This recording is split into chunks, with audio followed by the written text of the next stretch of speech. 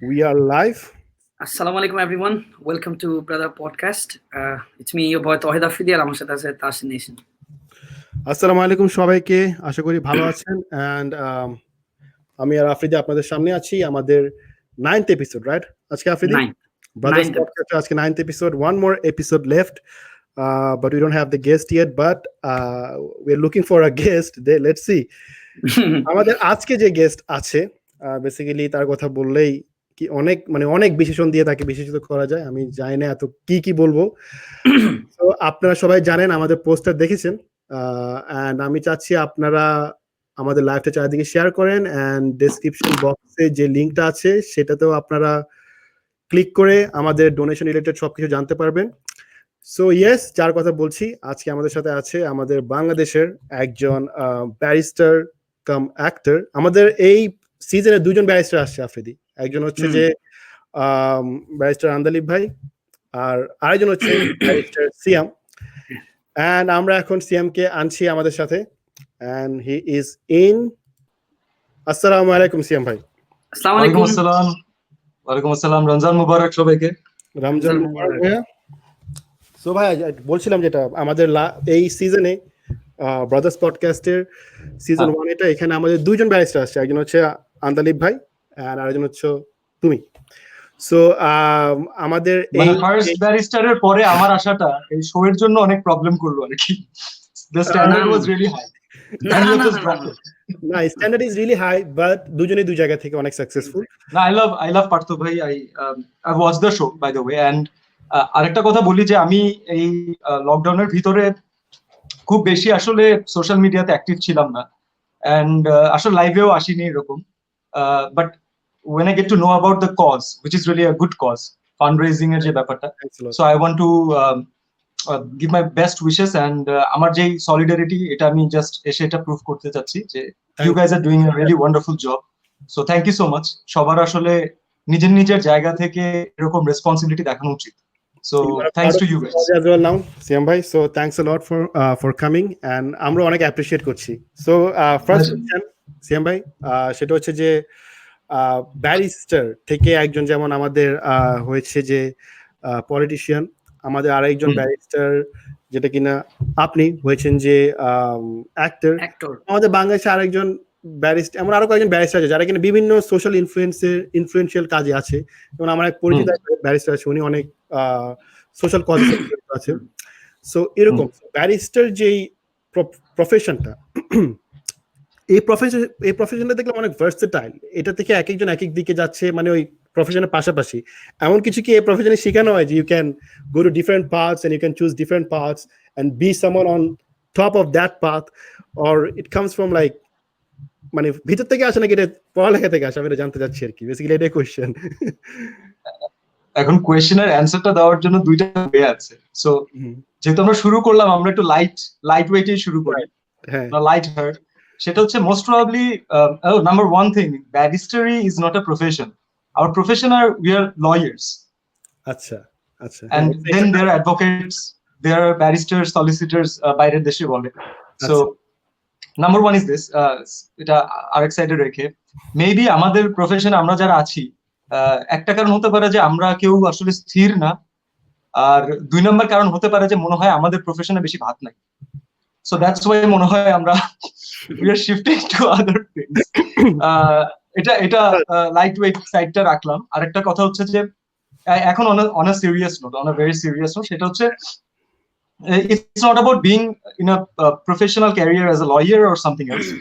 আমার মনে হয় যে যারা ল পড়ে, আমাদের কাজটা হচ্ছে যে মেইনলি হিউম্যান বিইংদের nature and everything about study করা, রাইট?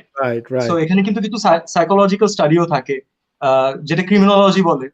আবার এখানে দেখা যায় যে জমির ব্যাপার থাকে, আবার দেখা যায় যে if you are talking about divorce or separation, তখন দুইটা হিউম্যান বিইং এর রিলেশনশিপ থাকে। সো আমরা চাই আর না চাই, আমরা কিন্তু সোসাইটির বিভিন্ন অ্যাসপেক্টের সাথে চাই আর না চাই আমরা রিলেটেড। আচ্ছা। So being a lawyer or being a person in the profession, you can't only think about yourself. You have to think about the society. You have to think about the people who are living in this society and how you can give your contribution towards the society. তো এর জন্য মনে হয় তারা just একটা single প্রফেশনে থাকতে পারে না। তারা বিভিন্ন সমাজ ডেফিনেটলি অ্যাক্টিং এ আসা অথবা গানে, যেমন তৌফিক ভাই আমাদের যে র্যাপ করে, যে র্যাপার, তৌফিক ভাই is also a barrister. He is a barrister as well. এবং তৌফিক ভাই আমার ইউনিভার্সিটির সিনিয়র, এবং আমার ইউনিভার্সিটি আরেকজন সিনিয়র আছেন, she is a brilliant singer, তার নাম হচ্ছে দোলা আপু, অদিত ভাইয়ের বোন। হ্যাঁ অদিত ভাই So উনিও barrister. so these people are everywhere. বিভিন্ন জায়গায়, মানে ওরা অনেক অনেক ইনফ্লুয়েন্সিয়াল, মানে যেটা আমি ইনফ্লুয়েন্সিয়াল ওয়ার্ডটা বলতে চাচ্ছিলাম আর কি, যে ওরা অলওয়েজ মানুষের মধ্যে অনেক ইজিলি পৌঁছে যাচ্ছে, যারা এই ব্যারিস্টারির উপর পড়ালেখা করছে আর কি। সো এটা কি পড়ালেখা থেকে আসছে নাকি ভিতর থেকে ন্যাচারালি, আমি বুঝতেছি না এই জিনিসটা। I think প্রত্যেকটা প্রফেশনের একটা কারিজমা থাকে, দ্যাটস হোয়াট আই বিলিভ। তো লয়ার যে প্রফেশনটা, অথবা আমাদের যে যারা বার করে আসে অথবা যারা লয়ার, তাদের একটা কারিজমা হচ্ছে they have to be convincing. আচ্ছা, তাদের কথায় মানুষদের কনভিন্স হতে হবে, কনভিন্স হয়ে যায়। ওকে, তো এখন when you can convince someone, it's just like if you say it's a superpower. Now with superpowers or great powers comes great responsibility, right? তো তারা এখন এটাকে যেদিকে ডাইভার্ট করে, তারা ক্রিয়েটিভ ফিল্ডে থাকতে পারে, পলিটিক্সে থাকতে পারে, তারা দেশের জন্য কোনো কাজ করতে পারে, আবার তারা চাইলে অনেক খারাপ কাজও অনেক ভালো মতো করতে পারে, এবং কেউ ধরতে পারবে না সেটা, কারণ ওরা অনেক অনেক মানে জানে, they can know human minds very well. They're smart like Touhid Afridi. Yeah. Right Afridi, তুই আজকে চুপ থেকে লাভ নাই তো, কারণ তোকে আনবেই। আফ্রিদি আমাকে আসলে অতটা পছন্দ করে না, that's why he is not talking at all. না আমাকে বাকি গেস্টদের সময় আফ্রিদি তো থামে না। না আমি একটু বলি, আমাকে প্রথমে লাইভে ঢোকার কিছুক্ষণ আগে আমি বলতেছিলাম, আচ্ছা যাও, যে সবার রিকোয়েস্টে বলি ব্যাপারটা। সিএম ভাই, আপনি আমার ইন্সপিরেশন, মানে জোস, আমি আপনার মতো হতে চাই, and I love you personally, and আমি অনেক বড় আপনার ফ্যান, এন্ড না জেনারেলি আমি আমার তৌহিদ আফ্রিদির সাথে অলওয়েজ আমি আপনার প্রশংসা করতে থাকি। আপনার থেকে অনেক কিছু শেখার আছে, এবং সবচেয়ে জোস ব্যাপার হচ্ছে আপনি অনেক হাম্বল, আর আপনার মধ্যে কোনো অহংকার নেই। এবং এটা দেখা, এটা সবাই বলে, এটা আমার মুখের কথা না, এটা সবার কথা। টু বি অনেস্ট, এটা সবার কথা, সবাই একটাই কথা, পুরো মিডিয়ার মধ্যে রেপুটেশন আপনার খুব ভালো, একটাই কথা যে সিয়াম ভাইয়ের মন অনেক ভালো, তার মধ্যে অহংকার নেই, সবার সাথে একদম ন্যাচারাল। অনেক জায়গায় আমি শুনছি, এবং এই জিনিসটা সবচেয়ে বেশি ভালো লাগে আপনার মধ্যে, সবচেয়ে বেস্ট পার্ট হচ্ছে এটা ভাই। আর আমি একটু কম কথা বলতেছি, কারণ সবাই, আমি যখন একটু বেশি কথা বলি সবাই বলে আফ্রিদি বেশি কথা বলো, কম কথা বললেও আফ্রিদি কম কথা বলো। আর সিয়াম ভাই তো সিনিয়র, ভাইয়াদের থেকে এখন তাদের থেকে তো শিখে বড়। I would love to hear you, because তুমি তাহলে ভাই, তোমরা you guys have become our voice. সত্যি কথা, এই জেনারেশনের ভয়েস তোমরা। তো একটা জেনারেশনের ভয়েস যদি কথা না বলে, তাহলে তো তারা বোবা হয়ে থাকবে। তাহলে সিএম ভাই, আমি একটা কোশ্চেন করব, পাম মারার জন্য না, কারণ হচ্ছে যখন আমি বলতেছি you guys are the voice, that means যে you guys have a lot of responsibilities. জি ভাই, right, so মানে talk in the right way, to the right path, entertain people, enjoy your life, that's it. Yes, CM ভাই, আমি একটা question জিজ্ঞেস করতে চাই, যেহেতু আপনার অনেকগুলো মুভি আসতেছে back to back in the future, so আপনি কি কখনো আপনার মুভি প্রমোশন করার জন্য কি ইউটিউবারদের সাথে কোল্যাব করবেন? I would love to. এবং আমার অনেস্টলি আমি আজকে স্বীকার করি যে আজকে আমাদের সামনের যে কতগুলো প্রজেক্টস আসছে, স্পেশালি আমাদের ঈদের সময় যে ফিল্মটা রিলিজ পাওয়ার কথা ছিল, হয়তো সেটা পাবে না, তার নাম হচ্ছে Shaan. It's a crime thriller film. তো আমার খুব ইচ্ছে ছিল যে to go there in your community, এবং কারণ হচ্ছে এটা আমার স্বীকার করতে আমরা সবাই বাধ্য যে কোনো মাধ্যমের থেকে তোমাদের, আপনাদের রিচ অনেক বেশি, অনেক ওয়াইড স্প্রেড এখন, রাইট? তো একটা ক্রিয়েটিভ কাজ করে আমরা যখন ম্যাক্সিমাম মানুষের কাছে পৌঁছানো, আমাদের লক্ষ্য তো সেটাই থাকে, সর্বোচ্চ সংখ্যক মানুষের কাছে যাওয়া। তো যেভাবে বয়স এবং জেন্ডার নির্বিশেষে সবাই আপনাদের ফ্যান, তোমাদের ফ্যান, সো সেখানে আমি definitely I would love to do that, and I am waiting for that opportunity. Thank you ভাই, এটা আমাদের ইউটিউবার কমিউনিটির জন্য অনেক বড় একটা পাওয়া হবে। আপনি বলার দরকার নেই, উই আর সেম এজ, আমার মনে হয় ইউ ক্যান কল মি তুমি, আফ্রিদিকো তুই, যেটাই তুই ডাকলে আমি ভাই, আপনি মুরব্বি ভাই। না আমি এত মুরব্বি না, আমি তুমি বললে হবে, আমাকে তুই ডাকলে হবে। সিএম ভাই, উইকিপিডিয়া আমরা সেম, সো কোন সমস্যা নেই, দরকার নাই কোন। Thank you.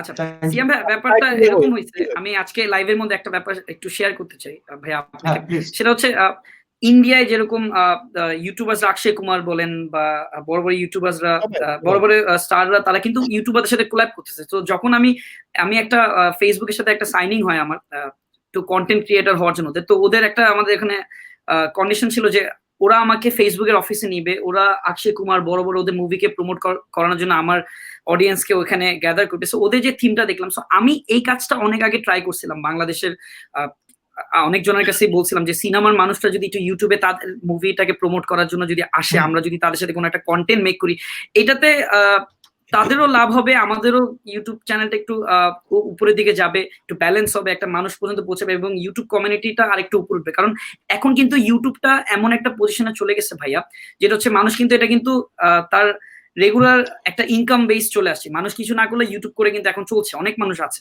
তো এই জিনিসটা আমি অনেক মানুষকে কন্টিনিউ। আচ্ছা, এটা নিয়ে বলতেছি। তো এই ইউটিউবটাকে অনেকে ক্যারিয়ার হিসেবে ধরে নিছে। তো যখন ধরে নিছে, তো আমি অনেক কয়েকটা আর্টিস্টকে অ্যাপ্রোচ করছিলাম যে আপনারা যদি আমাদের ভিডিওতে আসেন, শুধু আমার না আরো বাকি কয়েকজন আসে, তাহলে বেটার হবে। কিন্তু তারা এটাকে মানে কিছু মনেই করলো না।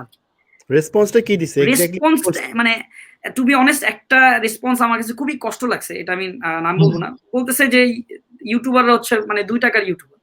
সো এই ব্যাপারটা আমি কোনো জায়গায় এক্সপোজ করি নাই, বা এটা নিয়ে আমি কথা বলি নাই, বা এটা নিয়ে আমি নাম ফুটাই নাই, বা আমি তার কথা বলি নাই, বাট মিডিয়া ভায়া হয়ে গেছে তার কাছে। সো জিনিসটা খুব কষ্ট লাগছে আর কি শোনার পর, যে আমরা চেষ্টা করি যে এই তো ইউটিউবারদেরকে দিয়ে, যেমন হলিউড থেকে অ্যাভেঞ্জারের প্রমোশন করতে আসছিল ইন্ডিয়াতে, ইন্ডিয়ান বিভিন্ন ইউটিউবারদের কাছে এটা গিয়ে ওরা প্রমোট করছিল। এটা আই গেস এখনো বাংলাদেশে ওই রকম মানে ইউটিউবারদের ভ্যালুটা ওরকম ক্রিয়েট হয়নি। বাট সিএম ভাইকে আমি একটা কথা বলতে চাই যে আমি তুমি করে বলছি, সিএম আপনি করে বেশি হয়ে যাচ্ছে। তোমার তো ফার্স্ট ক্যারিয়ারটা মানে ফার্স্ট তুমি ক্যামেরার সামনে এসেছিলে কবে? একটা ইউটিউব ভিডিও দিয়ে নাকি ড্রামা দিয়ে? বা আমি ফার্স্ট ক্যামেরার সামনে আসছি, ফার্স্ট ক্যামেরার সামনে এসেছি হচ্ছে বিজ্ঞাপনে, একটা বিজ্ঞাপন ফার্স্ট। দেন আই গেস ইউটিউবে কয়েকটা ভিডিও ছিল মেবি, রাইট? না ইউটিউবে ভিডিও ছিল না, বাট তখন আমাদের এটা আমার প্রথম নাটক ছিল, যে টেলিফিল্মটাতে আমি প্রথম অ্যাক্টিং করেছিলাম, দ্যাট ওয়াজ ভালোবাসা 101। তো সেটা দেখা যায় যে তখন ইউটিউবে, যেহেতু তখন ইউটিউব অনেক জমজমাট একটা মানে মিডিয়াম ছিল, প্ল্যাটফর্মটা একবারে নতুন ছিল, প্লাস হচ্ছে মানে নতুন অ্যাজ ইন পৃথিবীর জন্য না, আমাদের জন্য অনেকটা।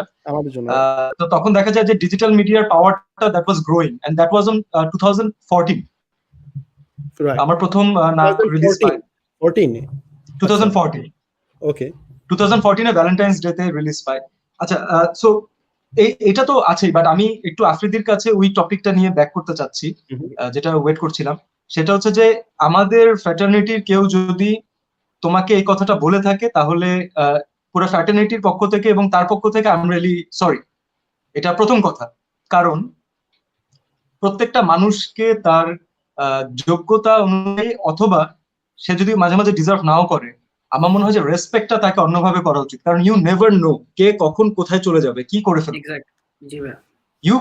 ইউ শুড নট জাজ সামওয়ান। এক নাম্বার হচ্ছে এটা। 2 নাম্বার হচ্ছে যে এই জিনিসগুলো অথবা এই নতুন নতুন মাধ্যমগুলো, একটা টিভি থেকে একটা ড্রামা শিফট হয়ে এখন ইউটিউবে দেখা যাচ্ছে, অথবা আরেকটা স্ট্রিমিং প্ল্যাটফর্ম, আলাদা একটা প্ল্যাটফর্ম, ওটিটি প্ল্যাটফর্মে দেখা যাচ্ছে। এই আইডিয়াটা আমাদের কয়জনের কাছে নতুন, মানে একবারে ভায়াবল ছিল এর আগে? ছিল না, কিন্তু এটা ধীরে ধীরে আমরা ইউজ টু হয়েছে সেই আইডিয়াতে, রাইট? তো এটা খুবই স্বাভাবিক ব্যাপার। যখন একটা টেকনোলজিক্যাল একটা অ্যাডভান্সমেন্টে আমরা যাই, তখন সবাই সেটাতে সমানভাবে পার্টিসিপেট করতে পারে না, হুইচ ইজ রিয়েলি ফাইন। আমার কাছে যেটা খারাপ লাগে সবসময়, সেটা হচ্ছে একটা পটেনশিয়াল একটা মানুষকে তার যোগ্য রেসপেক্টটুকু না দেয়া, যেটা সে আসলে ডিজার্ভ করে। আমি যদি আজকে তোমার সাথে কোল্যাব করি অথবা তাসিনের সাথে কোল্যাব করি, সেটা হচ্ছে আমার পারপাসটা দেখো। আমার পারপাসটা কিন্তু খুব সিম্পল। আমার পারপাস হচ্ছে যে ম্যাক্সিমাম মানুষের কাছে আমার ক্রিয়েটিভ কাজটাকে নিয়ে যাওয়া। আমি it may be a film, it may be a short film, it may be a music video or something. তোমাদের কাজটা হচ্ছে যে ওই অডিয়েন্সের আরো ওয়াইড স্প্রেড রিচ করা থ্রু আওয়ার ফ্যান বেজ অথবা সবার ফ্যান বেজের মাধ্যমে। তো আলটিমেটলি যখন আমরা কোল্যাব করলাম, এর মাঝখানের উপকারিতাটা কারা পেলো? এই উপকারিতাটা তো বাংলাদেশের মানে ইউটিউবাররাই পেলো, অথবা বাংলাদেশের ফিল্ম পেলো, বাংলাদেশের আর্টিস্টরা পেলো, বাংলাদেশের ইউটিউবাররা পেলো।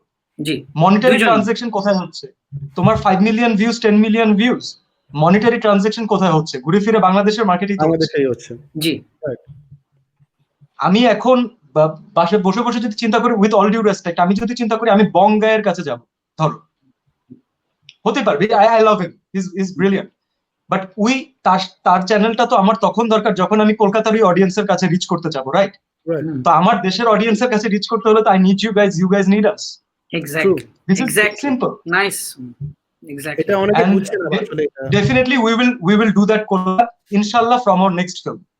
ইনশাল্লাহ ইনশাল্লাহ। যাক, সিয়াম ভাই এটা বলছে এবং এই ট্রেনটা একবার যদি সিয়াম ভাই চালু করে দেয়, আই থিঙ্ক এটা আমাদের ইউটিউবারদের জন্য ভালো হবে এবং আমাদের যারা আসলে একটা সাপোর্ট পাবো। প্লাস আমরা তো চাই যে সিয়াম ভাইয়ের মতো আরো সাকিব ভাইয়ের মতো সিয়াম ভাইয়ের মতো মানুষদেরকে প্রমোট, মানে আমাদের দেশের সুপারস্টারকে আমরা মানে সারা promote বিশ্বের না, মানুষ, না সারা বিশ্বের মানুষকে দেখানোই তো আমাদের কাজ, এটাই তো Right. আমাদের দায়িত্ব। First of all, when you have taken the name of Shakib Bhai here, with all due respect, I'm not a superstar. মানে there is no one near him. Shakib ভাই, শুভ ভাই, অথবা কেউ যদি আসলে অ্যাক্টর হিসেবে বলে, ধর হুমায়ুন ফরিদি, মানে এরা হচ্ছে এখন ধরাছোঁয়ার বাইরে। তো আমাদের দেশে এখন হিরো যদি আমরা বলি, যেমন আমার মনে সবসময় I always respect Salman Shah. আমাদের এই জেনারেশন যারা দেখেছে লাস্ট 20 ইয়ার্স ধরে, কিন্তু শাকিব ভাই is running the film market. তো শাকিব ভাই has done his part definitely, and he is doing his part till now. Shuvo ভাই has given us tremendous transformation. Shuvo ভাই আমাদের সবাইকে, ইয়াং জেনারেশনের সবাইকে আইডেন্টিটি ক্রাইসিসে ফেলে দিছে একটা সময়, যে what are we doing, look at this guy, he is a beast. So এই একইভাবে আমরা সালমান খান, শাহরুখ খান সবাইকে এত প্রেজ করতে পারি, আমির খানকে তার ফিল্মের চয়েস নিয়ে প্রেজ করতে পারি, আমি কেন বলতে পারি না যে the popularity that Salman Khan has over the masses, Shakib Bhai has the same thing.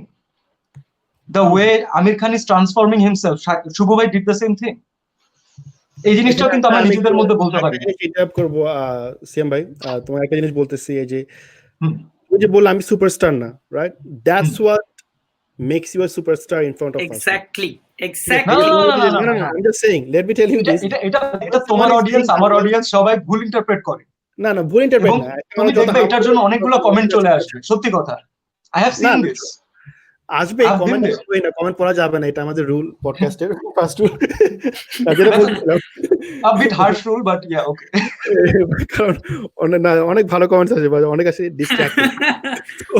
যেটা বলতেছিলাম যে যখন কেউ এত হাম্বল থাকে, বলে আমি সুপারস্টার না, তখনই ওই পার্সনটা আসলে সবার কাছে সুপারস্টার হয়ে যায়।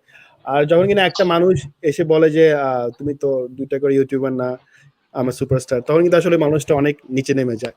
সো এটা হচ্ছে basically being humble and being, আমি জানি না এটার অপোজিটটা কি, হাম্বল অ্যারোগেন্ট আর কি, অথবা এই যে আমাদের আফিদ Qasid, you are an amazing guy. না ধরো, you are an amazing guy, you are a brilliant YouTuber, you are a good actor, you are a superstar. এই যে এই বিশেষণগুলো, এটা কখনো একটা মানুষ নিজেকে নিজে দিতে পারে না, এটা জনগণ তাকে দিবে, অডিয়েন্স তাকে দিবে, অনেকে দেয়। সো এটাই হচ্ছে প্রবলেম আর কি আমাদের। I have warm feelings for them, but এটা কখনো একটা মানুষ নিজেকে দিতে পারে না। মানে you cannot say যে I'm a great YouTuber, you can say that I love YouTubing, right? আমরা ইন দি এন্ড একটা জিনিসই বুঝতে পারছি যে সিএম ভাইকে আমরা তার নেক্সট মুভি প্রমোশন আমরা ইউটিউবে পাচ্ছি আর কি, আমরা সব ইউটিউবাররা আর কি উচিত আসলে আমাদের এই so many friends who are YouTubers, you know that. হ্যাঁ আমরা জানি। সো নেক্সট কোয়েশ্চেন জিজ্ঞেস করবো, ভাইয়া কোয়ারেন্টাইন কেমন যাচ্ছে আপনার আর কি? আলহামদুলিল্লাহ and মানে আবার আলহামদুলিল্লাহ, this has been মানে maybe the best time of my life. আমি আমার ফ্যামিলির সাথে এত সময় কাটানোর কখনোই সুযোগ পাইনি। অ্যান্ড লাস্ট আমি যে শুটিং এ, আসলে আমি তো কোয়ারেন্টাইনের মাঝখানে আটকে গিয়েছিলাম শুটিং এ, মানে নদীপথে জাহাজের মধ্যে আমরা আটকা ছিলাম around 20 days. Oh yeah, right, I saw some news. Yeah, so আমরা একবারে নদীর মাঝখানে ছিলাম, আমরা না এদিকে আসতে পারছি না ওদিকে আসতে পারছি, আমাদেরকে এদিকেও আসতে দেয় না এদিকেও যেতে দেয় না। আমি ওখানে অলরেডি 20 days আটকানো, এবং তারপরে আমি বাসায় এসে কোয়ারেন্টাইনে। তো যেদিন আমি শুটিং শেষ করে আসলাম, আলহামদুলিল্লাহ for everything, Allah has really blessed me. আমি 68 days without one single day break কাজ করেছি। সো তার আগেও কাজ আছে, 68 days আমার টানা কাজ ছিল। আফটার দ্যাট আমি বাসায় আসলাম। ইনফ্যাক্ট আমার ওয়াইফের সাথেও মনে হয় আমাদের 1 বছর মতো বিয়ে হয়েছে।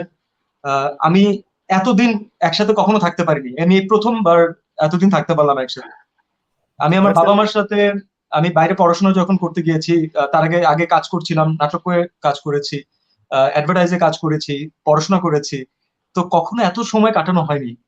And in the last 35 years, I have never seen my dad at home during a working day. So that's nice. I cannot thank Allah enough. প্রত্যেকটা জিনিসেরই আসলে দেখার একটা দৃষ্টিভঙ্গি আছে। তো আপনি পজিটিভটা দেখতে চাইলে আপনি পজিটিভটা দেখবেন, আপনি নেগেটিভটা দেখতে চাইলে নেগেটিভটা দেখবেন। বাট আমাদের সবার জীবনে একটু যদি খেয়াল করে দেখো, এটা আমি একবারে মন থেকে বলছি, এটা আমি এই আমার কোয়ারেন্টাইনে থেকে সবাই একটু পাগল ছাগল হয়ে গেছি, তো এটা হচ্ছে মন থেকে রিয়েলাইজেশন। সেটা হচ্ছে আমরা না অনেক জোরে দৌড়াচ্ছিলাম এবং আমরা আমাদের ডেস্টিনেশন না জেনে দৌড়াচ্ছিলাম। আল্লাহ তাআলা হঠাৎ করে আমাদেরকে বলল পজ, আমরা থেমে দাঁড়ালাম। আমরা এখন সামনেও যেতে পারছি না, পিছনেও যেতে পারছি না। আমরা কি করতে পারি? We can look behind. আমরা কি কি করে আসছি, আমাদের কি কি ফল্ট ছিল, আমরা কি কি ভুল করে ফেলছি, যেটার জন্য আমরা বেটার হিউম্যান বিং হতে পারিনি। And what we can change in the future for the next generation, for our generation, what we can do. So Allah Ta'ala আমাদের সবাইকে এই অপরচুনিটি দিয়েছেন। We all should be thankful, কারণ আমরা আসলে খুব রাইট ট্র্যাকে যাচ্ছিলাম না। True. This break was really necessary. আমাকে একটা বড় ভাই উনি আমাকে মেসেজ করেছিল গতকালকে, উনি বলেছিল এই কথাটা, আমার কাছে খুব ভালো লাগছে যে this is a pause for a cause, find out the cause. True that. এই পজটা একটা কজের জন্য, যেটা আমরা এখনো বুঝতেছি না, আমরা এখন অনেক ডিলিউশনাল আছি, but this is a pause for a cause. We are just mere human beings. আমরা কতটুকু জানি হিউম্যান বিং? আমরা আমাদের রুমের বাইরে, আমরা আমাদের পাশের রুমে যে থাকে তাকেই বা কতটুকু চিনি না। True, definitely Allah nose better. Exactly, he has a bigger plan for us. ওইরকমই যে আমার ফ্যামিলি আসলে এত গেট টুগেদার হয়েছে, যেহেতু আমার বাবা বিজনেস করতেছে, সো এখন আমরা লুডো খেলি, ফ্যামিলি একসাথে করি, রান্না করতেছি, মানে সেই অন্যরকম একটা ভাইব। একসাথে মুভি দেখতেছি, পাপা তো নেটফ্লিক্সে এখন একদম রেগুলার হয়ে গেছে, মানে এসছে, সো দেখতেছে এগুলা। তো এই যে মানে একটা মজা দুষ্টুমি বাবা ছেলের মধ্যে, মা ছেলের মধ্যে। এক্স্যাক্টলি, তোমার জন্য যেটা ওই মুভি দেখার জন্য হয়েছে, আমার জন্য এটা খুবই ভালো একটা জিনিস হয়েছে, যেটা আমি কখনো অনেক সময় করতে চেয়েছি, কখনো করতে পারিনি। I always, মানে যখন আমি বাইরে ছিলাম তখনও এটা চিন্তা করতাম, I always wanted to go to the kitchen and help my mom or my wife, whoever ওখানে কিচেনে কাজ করছেন, even maybe the homemaker যে আছেন। I always thought of that, but কাজের জন্য অথবা কোনো কিছুর জন্য কখনো আসলে করা হয়নি। This time I did that, and I'm so happy. আসলে একটা খুব অসাধারণ কথা বলছে। আজকে কিন্তু সব পজিটিভ কমেন্ট আসতেছে। সরি, আমি বুঝতে পারিনি, সরি। এখানে অনেকগুলো কমেন্টস পড়েছি হেয়ার স্টাইল নিয়ে। এটা কি কোয়ারেন্টাইনের জন্য নাকি কোনো মুভির জন্য? না, বিং ভেরি অনেস্ট, আমি যদি এটা আসলে এতটা গুড একটা কজে না হতো, আমি হয়তো এই লাইভেও আসতাম না, আমি এই লুকটা দেখাতে চাইনি। যেহেতু আমি একটা ব্রেক পেয়েছি, so I was going through some future projects যেগুলো আমি কাজ শুরু করব। আচ্ছা। And honestly I'm experimenting with the new character looks, যেটা আমি হয়তো কাজের মধ্যে থাকলে করতে পারবো না। So I'm sorry, আমাকে দেখতে যদি একটু অদ্ভুত লাগে। You're amazing bro, you are a hero, you will always be good. So Siam bhai, being a hero, এখন অনেকে জানতে চাচ্ছে যে grooming tips. Being an actor, hero, everything. Actor, hero, barrister, তারপরে আর কি অলরাউন্ডার তারপরে মেবি সিঙ্গারও, একটা গানও শুনছি। Allrounder, being an allrounder actually. So Siam ভাই একটু গ্রুমিং টিপস চাচ্ছে এখানে অনেকে, যে সিয়াম ভাই কিভাবে গ্রুম করে, অনেক ছেলেরা জানতে চায় যে সিয়াম ভাইয়ের মতো হতে চায়। ঠিক আছে, গ্রুমিং অ্যাজ ইন কি hair grooming tips or how you groom yourself, মানে একটু বিউটি টিপস আর কি। যে since you are the first national actor, যাকে আমরা বলবো যে সিনেমার অ্যাক্টর আমাদের পডকাস্টে আসছে, সো তার থেকে অনেকের তো জানার ইচ্ছা যে কিভাবে নিজেকে গ্রুম করে, dieting and all this things, একটু সামারি করে, একটু ছোট করে যদি বলা যেত। হাম্বল হিসাবে না, বাট আমি খুবই কম সময়ে কাজ করেছি, অথবা আমার খুব কম এক্সপিরিয়েন্স হয়েছে কাউকে কোনো কিছু অ্যাডভাইস করার জন্য। when people invite me to a university to give any lecture or what they usually say, যে motivational speech and stuff. Motivational speech. The first thing that I say, I cannot give a motivational speech. I'm not a motivational speaker. For that, you have to know a lot of things. But what I do, I talk from my perspective and from my experience. আচ্ছা, আমাকে সবাই মাফ করবেন, আমি একটা ভুল করে ফেলেছি মনে হয় লাইভে, যেটা আমি খুব ট্রাই করি না করার। সেটা হচ্ছে আমি মনে হয় অনেক বেশি ইংরেজির ব্যবহার করে ফেলছি। যেহেতু আমাদের এটা একটা ফাইন, কোনো সমস্যা না, বাট আমার কাছে মনে হয় যে যেহেতু আমাদের অডিয়েন্সটা আসলে অনেক লেভেলের, তো আমার মনে হয় যে আমাদের কমন ল্যাঙ্গুয়েজ, আমাদের মাতৃভাষা রাখলে সবাই বুঝতে পারবে। এখানে কোনো রাইট, ঠিক আছে। তো ছোট ছোট ইংরেজি শব্দের জন্য আমাকে মাফ করে দেবেন। সেটা হচ্ছে আমি আমার অভিজ্ঞতা থেকে কথা বলার চেষ্টা করেছি, আমি কি কি জিনিস ফেস করেছি। একটা জিনিস আমি যেটা শিখেছি এই ছোট ক্যারিয়ারে, সেটা হচ্ছে কখনো রিজেক্ট হওয়াতে লজ্জা পাওয়া অথবা নিজেকে ছোট মনে করার কোনো অপশন নেই। তুমি যদি অথবা আপনারা যদি মনে করেন যে আপনারা ক্রিয়েটিভ কোনো কাজ করতে চাচ্ছেন, প্রথম কথা চ্যালেঞ্জ ছাড়া তো জীবনে কোনো আসলে মজা নেই। চ্যালেঞ্জ হচ্ছে that's what keeps us going, right? তো চ্যালেঞ্জ, যখন আপনি একটা চ্যালেঞ্জিং কাজ করবেন তখন আপনার এটা মেনে নিতে হবে যে আপনার রিজেকশন আসবে। এখন রিজেকশনটাকে আপনি কিভাবে ডিল করছেন, 1 নম্বর। 2 নম্বর, আপনি ফেরেশতা না, আপনি সবার কাছে চাইলেও ভালো হতে পারবেন না।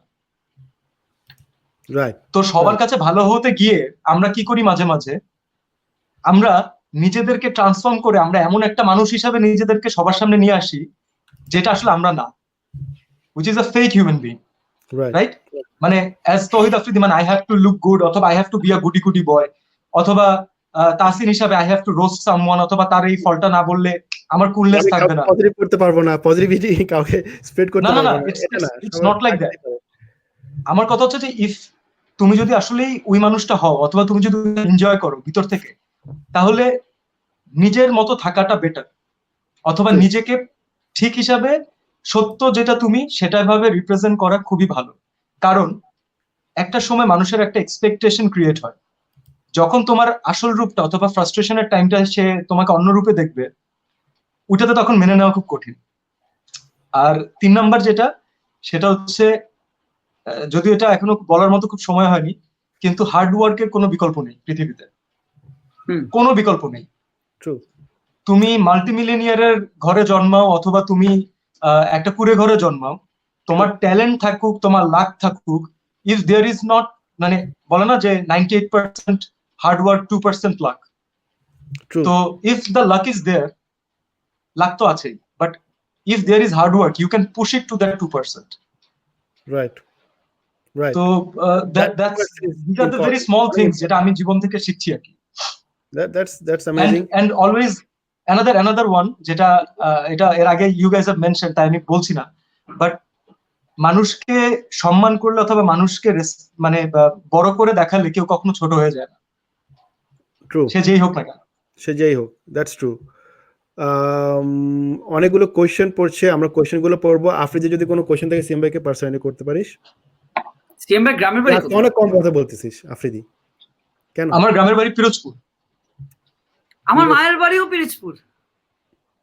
ওয়াও, আমি এর জন্য ওখানে জন্ম নিয়েছিলাম। বরিশাল পিরোজপুর। বরিশাল পিরোজপুর, রাইট। তোমার নানা বাড়ি কোথায়? আমি একবার গেছি ওখানে, 2বার গেছি। আমার ঠিক মনে কোন একটা স্কুলের ওখানে, বাট কাউখালী একটা জায়গা ছিল ওইখান। হ্যাঁ, বাট ওইটা আমি মেন সিটিতেও আর কি, ওখানে আমার নানা বাড়ি আর পাশেও নানা, মানে 2টাই নানা বাড়ি আমার, মানে 2টাই, মানে একটাই নানা কিন্তু 2টাই নানা বাড়ি, 2 সাইডে আর কি। Thank you for the clarification. না কাজ অনেক মানুষ আসলে এটা নিয়ে আবার বুঝতে পারছে। তো ভাইয়া যাওয়া হয় পিরোজপুর? আপনি আমাদের পিরোজপুরের ছেলে, এটা তো আসলে আমি জানা ছিল না আমার।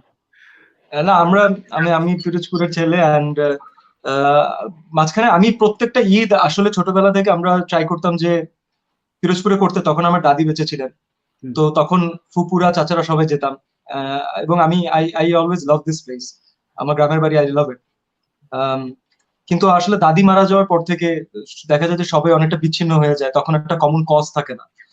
আর লাস্ট গিয়েছিলাম 1.5 বছর আগে, 1-1.5 বছর আগে মনে হয়। সিএম ভাই, আমাদের আপু ভাবি কেমন আছে আর কি, এটা আমি জিজ্ঞেস করতে চাই। আসলে সবাই জিজ্ঞেস করছে কমেন্টের মধ্যে। তো অ্যাকচুয়ালি আমি একটা তুলনা আসলে আমার মা যখন এই আমি অলওয়েজ আম্মুকে মানে ব্র্যাক করতে থাকি যে আমি বিয়ে করবো বিয়ে করবো বিয়ে করবো। তো সবাই আপনাদের লাভ স্টোরি নিয়ে কিন্তু আসলে একটা মানুষ মানুষকে তুলনা দেয়। সিএম ভাইকে দেখছো যে তার কত তার ট্রু লাভের সাথে এই করছে, এবং এটা কিন্তু এখন একটা মানে আপনাকে দিয়ে তুলনা দেওয়া হচ্ছে। এটা আসলে আপনার কাছে কেমন লাগে আসলে? খুবই প্রেসার, জঘন্য লাগে। সব মেয়েরাও বলে যে দেখছো কারণ সিয়ামকে দেখছো, ওর গার্লফ্রেন্ডকে বিয়ে করে ফেলছে, দেখো তুমি ওর থেকে শিখো। সবাই কিন্তু অ্যাকচুয়ালি এটাই হচ্ছে এখন, এটা কিন্তু আপনি জানেন সিয়াম ভাই। এটা এটা আমি এ ধরনের প্রশ্ন আমি পেয়েছি আসলে অনেক, কিন্তু সত্যি কথা এটা। আফ্রিদি এটা ওই প্রেশারটা না কোনো রিলেশনশিপ অথবা কোনো হিউম্যান বিং এর উপরে ওই প্রেশারটা থাকাই উচিত না।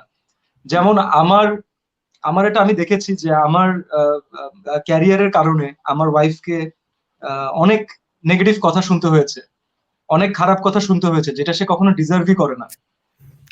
তো ডেফিনেটলি যে মানুষটা আমার বিয়ে নিয়ে কমেন্ট করছেন অথবা আমার ওয়াইফকে নিয়ে কমেন্ট করছেন, তাকে সম্মান দিয়ে বলছি আপনার থেকে একটু হলেও তো তাকে আমি বেশি চিনি, না হলে তো তাকে আমি বিয়ে করতাম না, অথবা তার সাথে আমি 8 বছর ধরে আছি।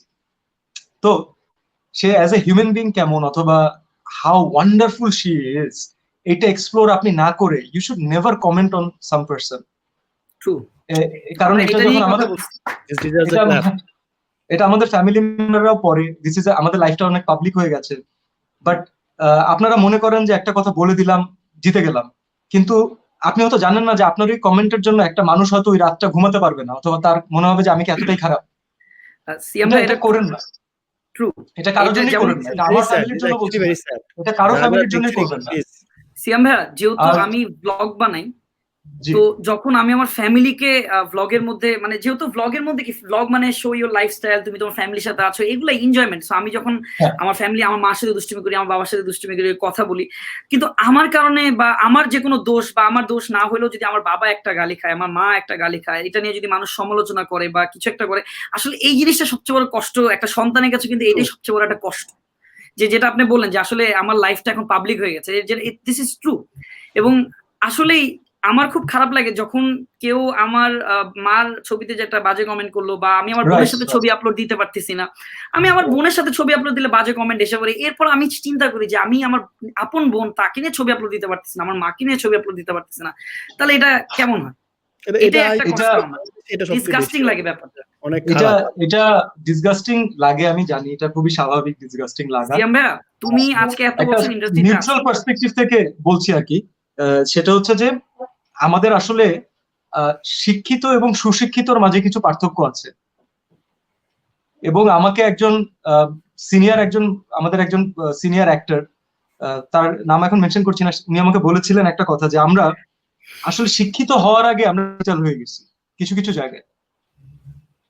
তো এই পাওয়ারটা আমাদের হাতে এমন সময় চলে এসেছে যে আমরা মনে করি একটা কথা বললাম, একটা কিছু লিখে দিলাম, একটা কিছু ছেপে দিলাম, মানুষটা ছোট হয়ে গেল, আমি জিতে গেলাম। এটা কখনোই জেতা না।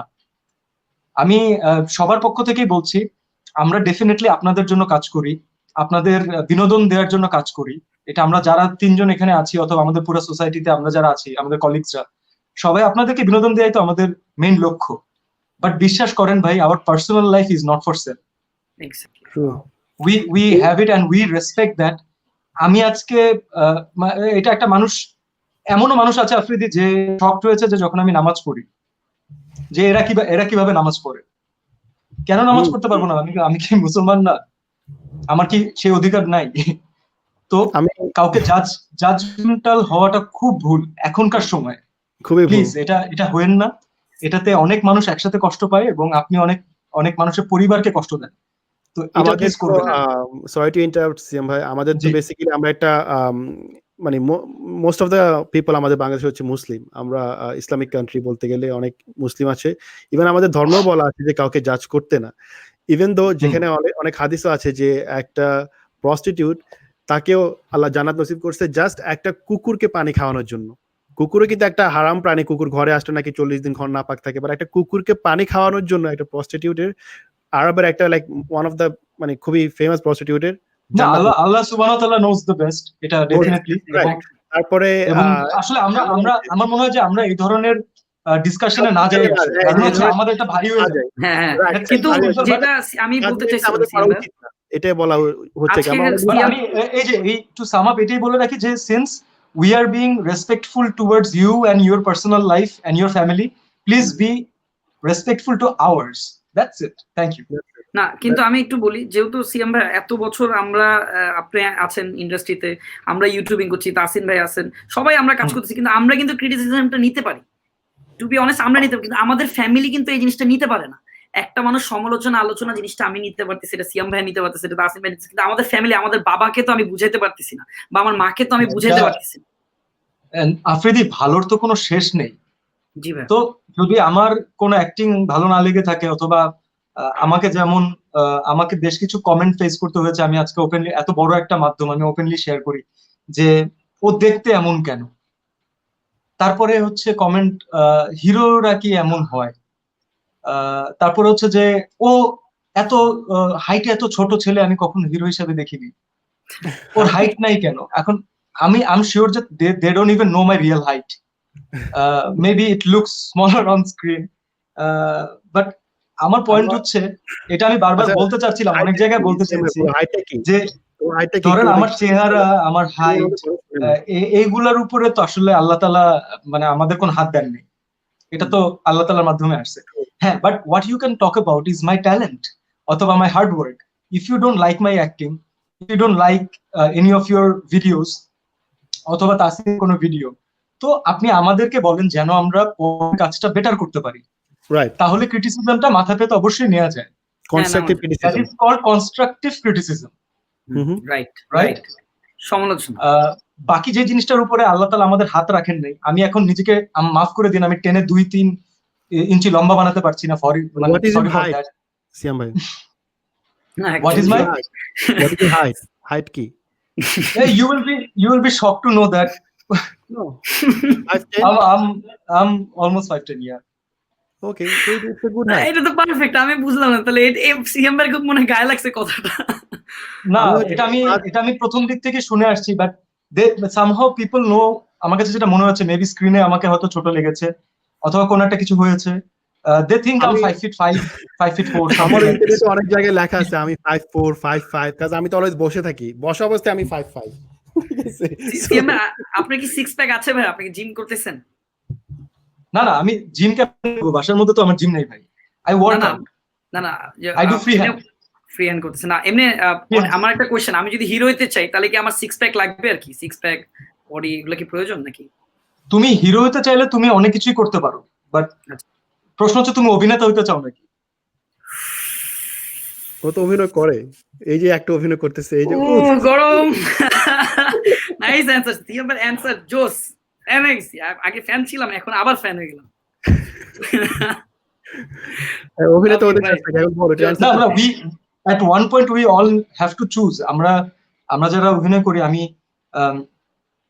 আমাদের আসলে আমরা একটা প্যাটার্নের কাজ করি তো সবসময়। ইনফ্যাক্ট আমার যে প্রথম ছবি, আমি নিজেও বলি, আমি কিন্তু একটা প্যাটার্নের অ্যাক্টিং করে এসেছি, কিছুটা উচ্চ যেটাকে বলা হয় আসলে, কেউ ওভার অ্যাক্টিংও বলতে পারে, একটু হাই টোনের, হাই পিচের অ্যাক্টিং।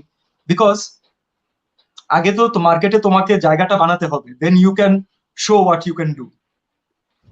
তো আমরা কিন্তু আজকে একটা হঠাৎ করে একটা রং দে বাসন্তী অথবা একটা দিল চাতে, আমি ডেফিনেটলি ইন্ডিয়ার এক্সাম্পল দিচ্ছি কারণ অনেক মানুষ তাদের ছবি দেখেন, রিলেট করতে পারবেন, অথবা কুইন্টান ট্যারান্টিনোর একটা ফিল্ম হঠাৎ করে দিয়ে দিলে মানুষ যে নিয়ে নিবে অথবা একসেপ্ট করতে পারবে, ব্যাপারটা কিন্তু এমন না সব সময়।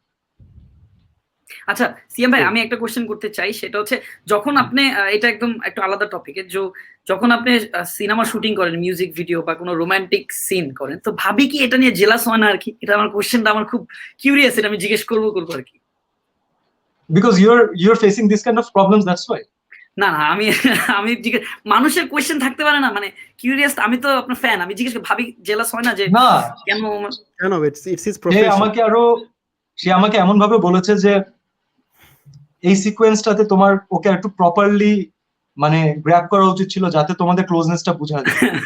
তো আমি এই ধরনের কমেন্টও পেয়েছি, that is because of definitely she respects my professional life, and that's what I do for living নাও।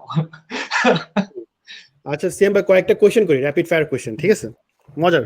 তো এটা আজকে কিন্তু আমি সিএম, তুমি অনেক লাকি আমার জন্য, বিকজ আমার 8টা এপিসোড ডান, আমার মাইক এন্ড ভয়েস মানে ভিডিও সিঙ্ক হয় নাই। 8 Sync episode, হয়েছে। this is the first episode, মানে first Your episode mic also loves you. সি আমি কালকে অনেক রিসার্চ করছি, কালকে এত কথা শুনছি আমি মাইক নিয়ে, সবাই তাসিমের ভিডিওর অবস্থা খারাপ করে ফেলছে। Really sad. আজকে মুখে হাত দিয়ে কথা বলতে হচ্ছে না, না? আজকে আমরা না। কথা বলতে হইতেছে না, এমনিও না, অনেক আমি এত স্যাড ছিলাম বিকজ তাসিম ভাই হচ্ছে আমার অনেক কাছের বড় ভাই, আমার হ্যাঁ, inspiration। হ্যাঁ। তো আমরা অনেক close. One more thing, Tahsan ভাইয়ের লাইভ সেশন থেকে আমাদের একটা ফুল জেনারেশন একবারে বসে বসে যা যা শিখতে পারবে। সব I love that guy. This guy is Tasim ভাই মানে he is brilliant, he is brilliant, বলতে শেষ হবে না, মানে হি ইজ অ্যামেজিং। সো আমার খুব কষ্ট লাগছে হি ইজ কালকে। ব্রিলিয়েন্ট। কালকে এত কষ্ট লাগছে যে আমার বড় ভাই বলো, আমার ইন্সপিরেশন বলো আসছে, লাইফটা পুরা ধাচি উড়ে দিয়েছে ইজ্জত। আমার এবং তাসিম ভাই আবার রাত্রেবেলা সে আবার লাইভে যায়, তার এটা আমি আমার প্রোফাইলে যাই, ঠিক আছে, আর প্রোফাইলে সিএম ভাই, আবার টেস্ট করি। যখন হ্যাঁ, হ্যাঁ। আমরা লাইভ শুরু করি না তখন সে এরকম করে। আমি অনেক রকম আসে, বাট আজকে ফার্স্ট হইছে কাজ, আমি এখন সব সেটআপ করছি ইউটিউব দেখে। সো ইটস অ্যামেজিং যে আমার first everything is going good, right? এখন পর্যন্ত ঠিকঠাক, এভরিথিং গোইং রিয়েলি গুড, সব শোনা যাচ্ছে। এখন আমরা একটু র‍্যাপিড ফায়ার করব, র‍্যাপিড ফায়ার কোশ্চেন। সিএম ভাই ওটা হচ্ছে সেম কোশ্চেন। আমি র‍্যাপিড ফায়ার কিন্তু আমিও করব তাহলে। না, আমরা গেস্টকে তো ওটা সুবিধা নাই, ওটা তাহলে আমি কেন আনসার দিব? Because you are our guest. হোস্টের কাজ হচ্ছে কোশ্চেন করা, আর গেস্টের কাজ এক্স্যাক্টলি, গেস্ট যা চায় হোস্ট তাই করে। হ্যাঁ, না রাউন্ড শুরু করার আগে ভাইয়া না আমিও কোশ্চেন করব। না আমিও কোশ্চেন করব, চলো। আচ্ছা ঠিক আছে, okay okay, let's make it interesting. Same questions, then let's do the same. আমরা আচ্ছা লেটস না আমার তো আলাদা কোশ্চেন থাকতেই পারে। ধরা খাওয়া না, চলো অডিয়েন্সকে একটু এন্টারটেইনমেন্ট দিই। চলো। অডিয়েন্স অনেক বলছে, অডিয়েন্সরা অনেক ভালো, অনেক নাইস, সবাই ভালো ভালো কমেন্ট করতেছে। আচ্ছা অডিয়েন্স ঠিক আছে, এন্টারটেইনমেন্ট শুরু হচ্ছে এখন। এই যে ফার্স্ট কোশ্চেন, এটা ভেরি কমন কোশ্চেন, যে ফেভারিট পার্সোনালিটি আপনি, who do you admire the most? আপনার ফ্যামিলি মেম্বার হতে পারে। না ডেফিনেটলি আব্বু, as a human being, and also my mom. সবাই আই গেস all of মানে they're amazing. 3 favourite singers, Hollywood থেকে একজন, বলিউড থেকে একজন, এন্ড আমাদের বাংলাদেশ থেকে একজন। খুব টাফ, এটা খুবই টাফ বলা। হলিউড থেকে আমি রিসেন্টলি আমি এড শিরানের অনেক গান শুনি, ক্যালাম স্কটের অনেক গান শুনতেছি। বলিউড থেকে I would say Arijit Singh তো definitely, and now I also love Zubeen is also amazing, Mohit Chauhan is amazing, অনেক ট্যালেন্ট আসলে। বাংলাদেশ থেকে লাইন লেগে যাবে, একজন, বাংলাদেশে শুধু একজন বলতে হবে, এন্টারটেইনিং করতে হবে, শুধু একজন। হাসি কেমনে?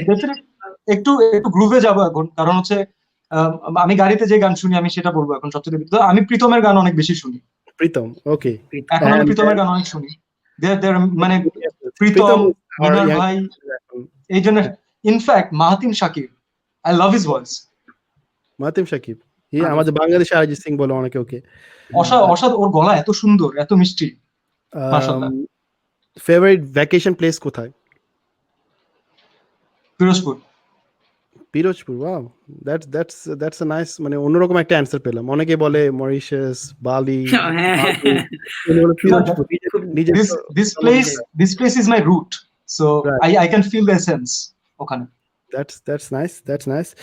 আচ্ছা, আপনি যদি আপনার লাইফটা বাংলাদেশি কোনো সেলিব্রিটির সাথে একদিনের জন্য ট্রেড করতে পারতেন, সেলিব্রিটি অথবা পাবলিক ফিগার, একদিনের, তাহলে কার সাথে সেটা করতেন? আমাদের তাসান অনেক ডিপ্লোম্যাটিক একটা অ্যানসার দিয়ে ভেঙে গেছে। ইউ স তাসান ভাইজ live, so I know that, but ব্যাপারটা হচ্ছে যে তার অ্যানসারটা আসলে that is too good. Copy I will go with Tasan ভাই। না কপি করা খুবই জোস একটা অ্যানসার দিছে তাসান ভাই, ট্রু। তাসান ভাই এটা কপি করা আচ্ছা, আমি যদি আমার মন থেকে তাসান ভাইয়ের অ্যানসার, বাট ডিপ্লোম্যাটিক ওয়েতে আমি অন্য কিছু বলছি। আমি I have a thing for musicians, কারণ আমার কাছে মনে হয় যে তাদের, একজন ভালো মিউজিশিয়ানের তার মানে একবারে উপরের একটা আলাদা সম্পর্ক আছে তাদের সাথে।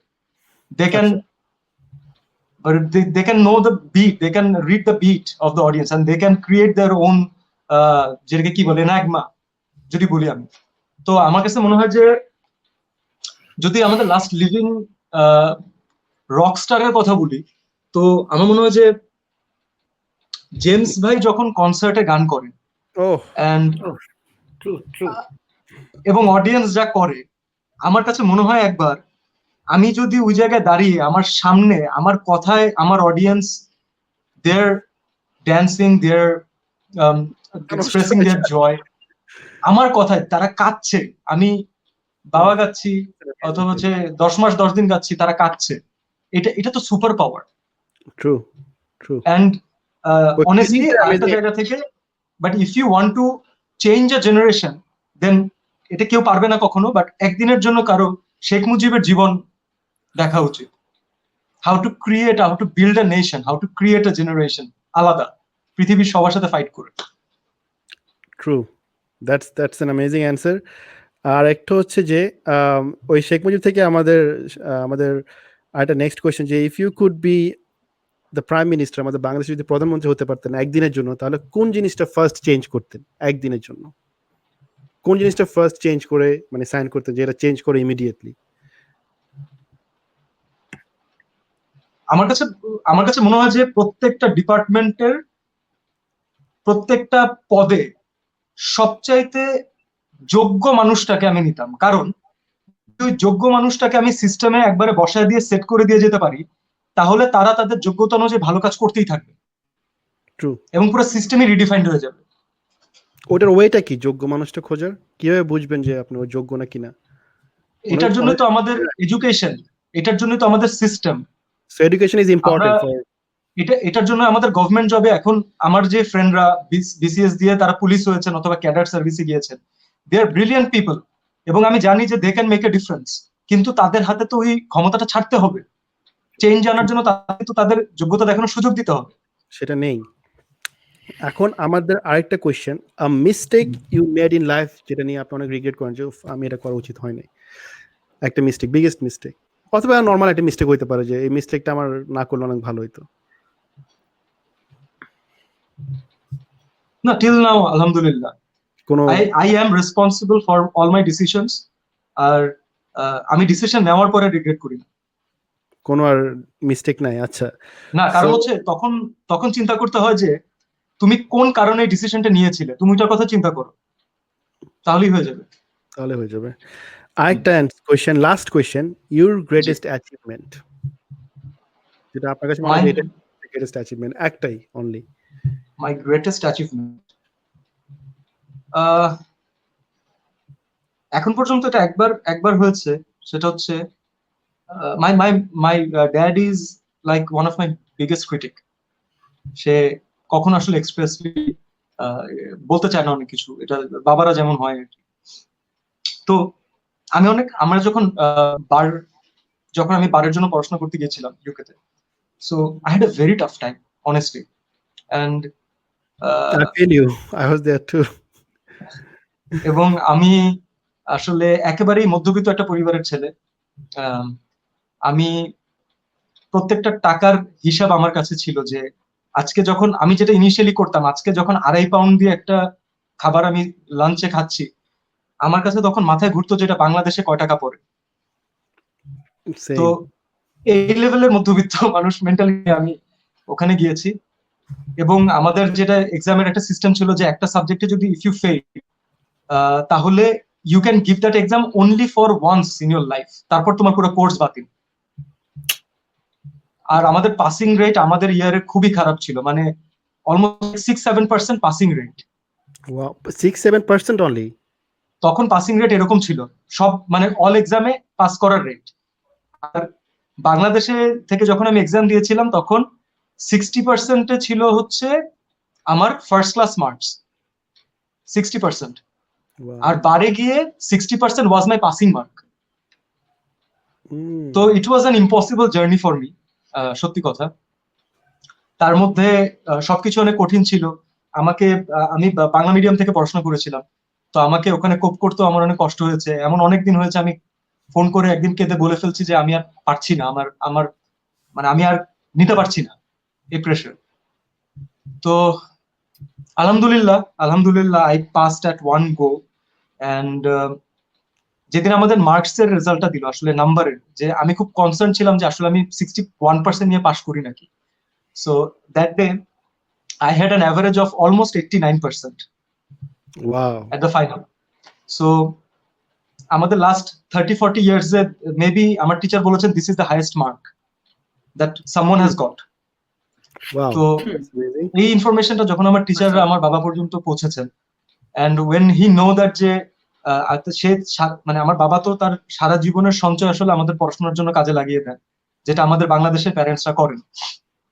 তো এই যে তার মানুষ বানানোর জন্য যে কষ্টটা, তার যে সারা জীবনের অ্যাচিভমেন্টেরটা, তার সারা জীবনের টাকাটা, সঞ্চয়টা, সেটা যেদিন আসলে সে দেখলেন যে ইউটিলাইজ হয়েছে, তার ছেলে তাকে রেজাল্টটা দিয়েছে, that day he told me that I am proud of you. You can never trade anything in return. এই একটা জিনিস দিয়ে you can never trade that. True. True. That's an amazing achievement. আমরা কয়েকটা কোশ্চেন নিয়েছি সিএম ভাই আমরা যাওয়ার আগে। অলমোস্ট আমি জানি না কেমনে তোমার জন্য একটা question in a sporty way. হ্যাঁ, ওকে।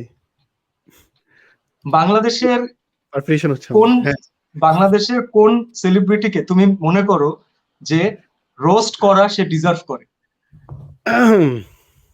ও মাই গড, আসিন ভাই কোন সেলিব্রিটিকে? অনেকেই, আমার তো অনেকজন ছিল লিস্টে, বাট এই যে এখন করোনার জন্য করতে পারছি। একজনের নাম বলো যে most deserving champion. Most deserving? হ্যাঁ,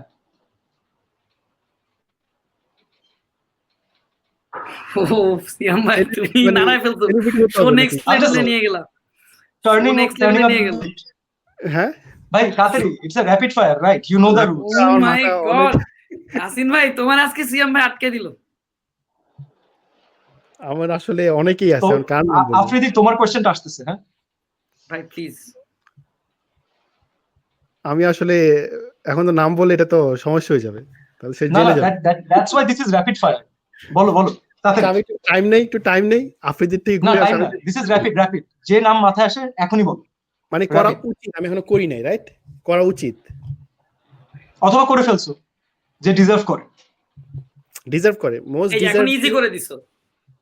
হ্যাঁ, মোস্ট ডিজার্ভিং আমি বলবো যে আমি যদি বলি যে আমার মোস্ট ডিজার্ভিং ছিল সালমান মুক্তাদির। আচ্ছা, okay, fair enough, but we have Salman. আর আফ্রিদির কাছে আমার প্রশ্ন যে বাংলাদেশের সবচেয়ে ওভাররেটেড ইউটিউবার কে? ওভাররেটেড? আন্ডাররেটেড না। ওভাররেটেড, আন্ডাররেটেড তো অনেক নরমাল, ভালো প্রশ্ন, অনেকে আছে।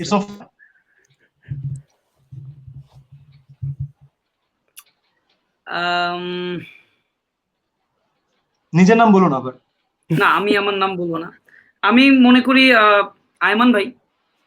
ওভাররেটেড মানে বুঝছিস? ওভাররেটেড মানে হচ্ছে আয়মান ওভাররেটেড আসলে এটা বুঝে না, মানে যে কিনা অলরেডি অনেক উপরে আছে বাট ডিজার্ভ করে না। অনেক মানুষ তাকে দেখে, অনেক মানুষ তাকে আয়মান ভাইয়ের অনেক ডিজার্ভ করে সাবস্ক্রাইবার, তার সাবস্ক্রাইবার দেখো। ওটাই বলতেছি, তুই ওভাররেটেড মানে এটা তো তাহলে তো আন্ডাররেটেড হয়ে গেল। আয়মান ভাই এখন সাবস্ক্রাইব না, আমি বুঝি, কোশ্চেনটা তোরে বুঝাই আগে। না আমি বুঝছি, আমার পয়েন্ট অফ ভিউতে আয়মান ভাই আমি বুঝি, কেন বুঝবো না? ইটস রিয়েলি লাইক কেমন কথা বললো। আয়মান ভাই কিন্তু আরো সাবস্ক্রাইবার ডিজার্ভ করে। তার এখন কত সাবস্ক্রাইবার? 5 না 6। আন্ডাররেটেড হবে, আন্ডাররেটেড। ওভাররেটেড হচ্ছে যে কিনা অনেক বেশি সাবস্ক্রাইবার ডিজার্ভ করে না, মানে সে অনেক উপর হয়ে গেছে বাট সে ডিজার্ভ করে না এত উপরে যাওয়াটা। ও আচ্ছা,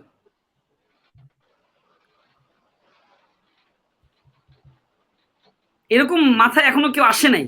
না, অ্যানসার দিতে হবে। আমি একটা অ্যানসার দিছি, তুমি একটা অ্যানসার দাও, মাথায় আসবে। ইটস র‍্যাপিড ভাই, র‍্যাপিড। তোমরা পুরো গেমটা নষ্ট করে দিলা, নিজেদের গেম নিজেরা নষ্ট করে দিচ্ছ। তাহলে আমি অবশ্যই তৌহিদ আফ্রিদি বলবো। আমার কথা না, তোর নাম দিতে পারবি না, এটা আমি তো বলে দিলাম তোমাকে বাদে। আফ্রিদি দিয়ে দে। না দিয়ে দে। অডিয়েন্স ওয়েট করতেছে আফ্রিদি, তাড়াতাড়ি। যে কিনা অনেক উপরে উঠে গেছে বাট ডিজার্ভ করে না অত উপরে উঠে যাওয়া। এটা তো একটা ইজি একটা অ্যানসার। তোলপাড় লেগে যাবে এখন সব। তোলপাড় লাগার জন্যই তো এই কোশ্চেনটা করেছে। সিএম কেন যাবে নাকি? দাও অ্যানসার দাও। This is for a good cause, right? এখানে ফান্ড রেজ করা হচ্ছে, so make it entertaining for the people. তাদেরকে বোর করে লাভ নেই তো। এন্টারটেইনিং করা উচিত আসলে। আমাদের অনেকক্ষণ ধরে আমরা অনেক জ্ঞান দিছি। আফ্রিদি এত টাইম নিলে হবে না, আমি তো দিয়ে দিচ্ছি। আর তুমি তো তোমার নিজের আগের যাকে রোস্ট করছো তাকে নিয়ে বলছো, তুমি তো Don't talk. Give the answer. Give the answer. যে ওভাররেটেড, যাকে অনেক মানুষ লাভ করে, অনেক সাবস্ক্রাইবার, অনেক ফেমাস, বাট ও আসলে এটা ডিজার্ভ করে না, ও আসলে খুবই খারাপ।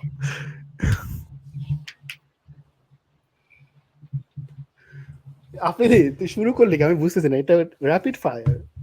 তুমি খুব কি মজা নেক্সট লাইভে লাগতেছে। অ্যানসার দিতে চাচ্ছ? আচ্ছা তুই তোকে একটা সুযোগ দাও, তুই ওয়ার্ড মানে ওর নামটা নিয়ে এরপর তুই একটু এক্সপ্লেন করে দিস, যা এই সুযোগ তোকে দেওয়া হয়েছে নিজেকে রিডিম করার জন্য, বল। আমার নিজের নামও নিতে পারতেছি না এখন, তো বিপদ পুরো একদম সিয়াম ভাই নাড়ায় ফেলছে পুরো সব। আমি একটা নাম নিয়ে নিছি, তুমিও নিয়ে নাও ভাইয়া, এটা কিছু ব্যাপার না, একটা ইউটিউবার হয়েছে যদি না, এগুলো না তাসিন ওয়াজ স্ট্রেট একবারে বলে দিল তো। সো বলেছি যে yeah he deserves it, but I don't hate him, I like him, but he deserves it. কি আছে? আর তাহলে ভাই এইটা একদম আমার নাড়ায় ফেলছে, প্লিজ। এমন সবাই আমার ক্লোজ যারা আছে আর কি এখন। But তাহলে ডেফিনেটলি তারা বুঝবে। তারা অবশ্যই ইউ বুঝবে। Give you reason. আমি সালমানের নাম নিয়েছি, সালমানও বুঝতেছে কেন আমি রোস্ট করছি, এটা ব্যাপার না, এটা সে বুঝবে। তুমি একটা নাম দিয়ে দাও আফ্রিদি, এবং ও কিন্তু অনেক ফেমাস, এটা বুঝতে হবে। তুমি চুটিপুটি একটা বলে দিলে হবে না, ও ফেমাস একটা পার্সন, একজন ইউটিউবার, কিন্তু ডিজার্ভ করে না। মানে ইউটিউবারই থাকতে হবে, অন্য কারোর নাম নেওয়া যাবে না? আফ্রিদি আমি লাইফ থেকে লিভ নিয়ে নিচ্ছি। আচ্ছা okay, you think about it. Already 5 minute হয়ে গেছে আফ্রিদি, তোর আচ্ছা ফাইন। আচ্ছা বলতেছি, একটা ভাই আমার যে কোনো চ্যানেল এই তো করা যায় না, তাহলে আমি নাম নিব হচ্ছে লাইক গান ফ্রেন্ডস। গান ফ্রেন্ডস। আচ্ছা গান ফ্রেন্ডস, ওকে আচ্ছা, ওকে। আই লাভ গান ফ্রেন্ডস। ইউ লাভ গান ফ্রেন্ডস। আই লাভ গান ফ্রেন্ডস। আফ্রিদি পছন্দ করে না, ও প্যারোডি পছন্দ করে না, মেবি হতেই পারে।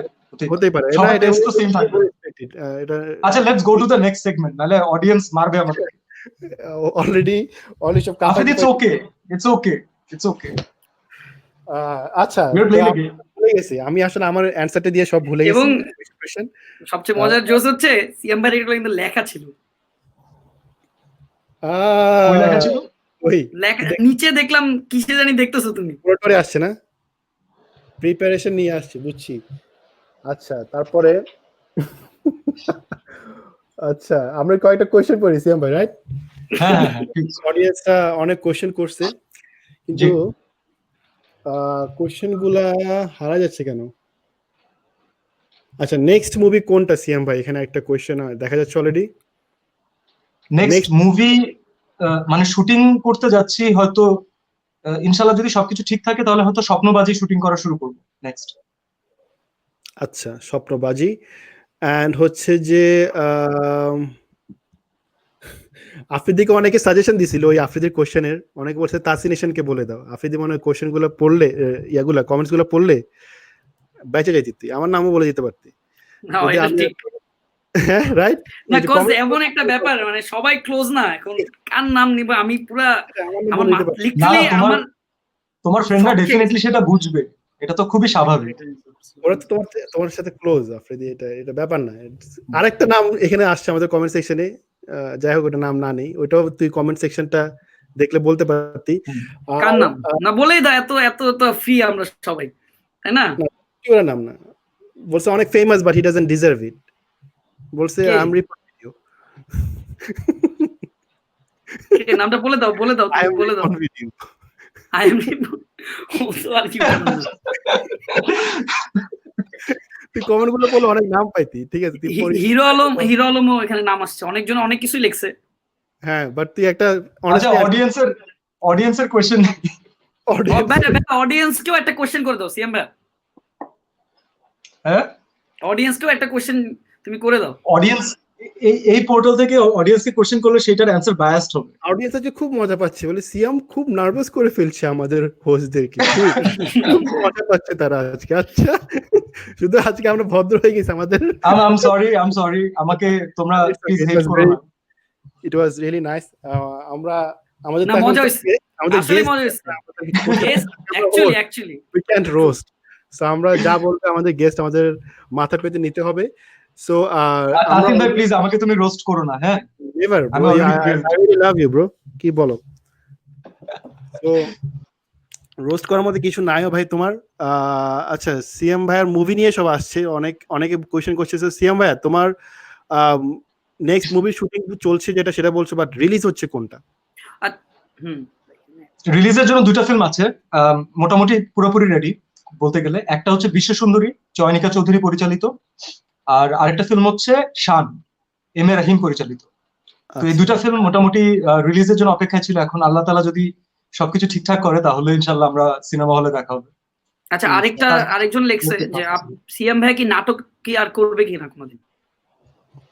নাটকের ব্যাপারটা আসলে করব না, এটাও বলার কোনো জায়গা নেই, কারণ হচ্ছে আমার জন্মটা আসলে ওখান থেকে, এবং আই লাভ দ্যাট মিডিয়াম। এখন আসলে ব্যাক টু ব্যাক ফিল্মের এতগুলো কাজ জমে গেছে, and honestly I am really enjoying my work. তো এই জায়গা থেকে গ্যাপ বের করে, যেহেতু ফিল্মের জন্য প্রত্যেকটা ফিল্মে এক একটা ক্যারেক্টারের আলাদা লুক থাকে, তো ওই লুক নিয়ে I can not go back to the drama, আবার ওখান থেকে এসে আমি আবার ফিল্ম করতে পারবো না। আর আমাদের অডিয়েন্সের একটা মেন্টালিটি ক্রিয়েট হয়ে থাকে যে মানে আসলে ফিল্মেরটা ফিল্মেই দেখতে হবে, তাদের আর্টিস্টরা যেন ওখানেই কাজ করে। আমি আসলে এগুলো আসলে খুব বিশ্বাস করি না, একেবারে বিশ্বাস করি না। আর্টিস্ট যদি আপনার ভালো লাগে আপনি সব মাধ্যমেই দেখবেন তাকে, যদি আমরা ভালো কাজ উপহার দিতে পারি আর কি। তো যদি ইনশাল্লাহ সুযোগ হয় সামনে একটা ভালো স্টোরি, যেটা আমি নিজেই I believe in that story, I believe in the director, তাহলে অবশ্যই আমি করবো ইনশাল্লাহ। আর একটা কোয়েশ্চেন আছে সিএম ভাই, যে কখনো বাংলাদেশের বাইরে কোনো মুভি করা হবে নাকি, লাইক কলকাতা কিংবা ওয়েস্ট বেঙ্গলের মুভি কিংবা বলিউডের ইভেন? হ্যাঁ, করার একজন শিল্পীর তো কোনো আসলে কোনো গ্রাউন্ড নেই যে আমাকে এই মাঠের মধ্যেই খেলতে হবে। তারা যদি আমাকে ডিজার্ভিং মনে করে তাহলে অবশ্যই আমি সেখানে যাব। তবে তারা যদি আমাকে ওই জায়গাটা দেয়, তারা যদি আমাকে লেভেল প্লেইং ফিল্ড দেয়, ক্যারেক্টার করার মতো আমাকে যোগ্যতা যদি তারা যোগ্য মনে করে, এবং স্ক্রিপ্টে যদি আমাকে ওই রকম জায়গা রাখে, তাহলে আমি কাজ করব। যদি আমাকে এমন ভাবে নেয় যে ওকে ফাইন, আমাদের বাংলাদেশ থেকে একজনকে নিতে হবে, এই জায়গায় সিনেমা রিলিজ দিতে হবে, আমি একটা ছেলে নিয়ে নিলাম, তাহলে আমার রিলিজ দেওয়া ইজি হয়ে গেল, এই অডিয়েন্সও ধরলাম ওই অডিয়েন্সও ধরলাম, আমি এই সিনেমা কখনোই করবো না। এবং এই সিনেমার অফার এসেছে, অলরেডি আমি রিজেক্ট করেছি। এটা আমার করা আমার পক্ষে সম্ভব না। যেখানে আর্টিস্ট হিসাবে আমরা প্রপার রেসপেক্ট পাবো, তখন ইনশাল্লাহ অবশ্যই সেই মুভি করবো। আচ্ছা, আরেকটা কোয়েশ্চেন সিএম ভাই, এখানে একটা কোয়েশ্চেনটা আমি হাইলাইট করতে গিয়ে চলে গেছে, যে ইয়াং যারা আছে, যারা কিনা ফিল্ম ইন্ডাস্ট্রিতে ঢুকতে যাচ্ছে, ওদের আসলে ওয়েটা কি, মানে কোন ওয়েতে ওরা ফার্স্ট স্টেপটা কি, বেসিক্যালি কিভাবে কি করতে পারে, একটু যদি তুমি। প্রথম কথা হচ্ছে যে আপনারা পড়াশোনা শেষ করেন। ওকে, যেই পড়াশোনা করছেন আগে সেই পড়াশোনাটা শেষ করেন, কারণ একজন শিক্ষিত অভিনেতা এবং একজন অল্প শিক্ষিত অথবা কম শিক্ষিত অভিনেতার মধ্যে সবসময় পার্থক্য থাকবে। এবং সেটা এমন না যে আপনার পড়াশোনা আপনার অভিনয় কাজে লাগছে। সেটা কোথায়, আমাদেরকে প্রতিনিয়ত আমরা কিন্তু ডিরেক্টরের সাথে আলোচনা করে স্ক্রিপ্ট রাইটারের স্ক্রিপ্টটা থেকে ডিরেক্টরের কমান্ড অনুযায়ী একটা ক্যারেক্টারকে পোর্ট্রে করি, রাইট? এডুকেশন যে কাজটা করে সে হচ্ছে আপনার মাইন্ডটাকে ব্রড করে দেয়। আপনি এইভাবে দেখবেন না, তখন আপনি এইভাবে দেখবেন, হোয়াইট। আপনি পড়াশোনাটা শেষ করেন, পড়াশোনা শেষ করলে আপনার সামগ্রিক একটা নিশ্চয়তাও থাকবে, আর আপনি আপনার কাজটাকে আরো ভালো মতো বুঝতে পারবেন। আর যারা আসলেই ফিল্মে আসতে চান, আমার মনে হয় যে এই ব্যাপারটা আসলে ন্যাচারালি ভিতর থেকেই থাকে। এটা ভিতর থেকেই থাকে। আপনি নিজেকে আগে প্রশ্ন করেন যে এই হওয়ার প্রসেসে যে স্ট্রাগল, সবাই যে স্ট্রাগলের মধ্যে থেকে এসেছে, এই স্ট্রাগলটা আপনি আগে নিতে পারবেন নাকি, আপনি গিভ আপ করবেন নাকি? আপনি যদি অল্পতে গিভ আপ করেন, আপনার যদি মন মানসিকতা একটু উইক থাকে, প্লিজ এখানে আসবেন না। এখানে আপনাকে প্রতিদিন হিউমিলিয়েটেড হতে হবে কিছু কিছু জায়গায়। But when you are gonna show your worth, then বাকি মানুষের মনে করেন যে তখন বলবে যে আমি জানতাম ও একদিন কিছু একটা করবে। আমি আগেই বলেছিলাম কিছু হলে মধুটা আসলে সবাই খেতে চায়। এটা আমি শিওর যে আপনাদের মানে তোমাদের সাথেও এটা হয়, সবসময় হয়। অনেক তো এই জিনিসটা অভিনয়টা শিখতে হবে আসলে। আমি যে ভুলটা করেছি, আসলে ভুল না, আমার কোনো তখন জায়গা ছিল না তখন, যেহেতু আমি একটা অন্য প্রফেশনে পড়াশোনা করছিলাম, অন্য লাইনে।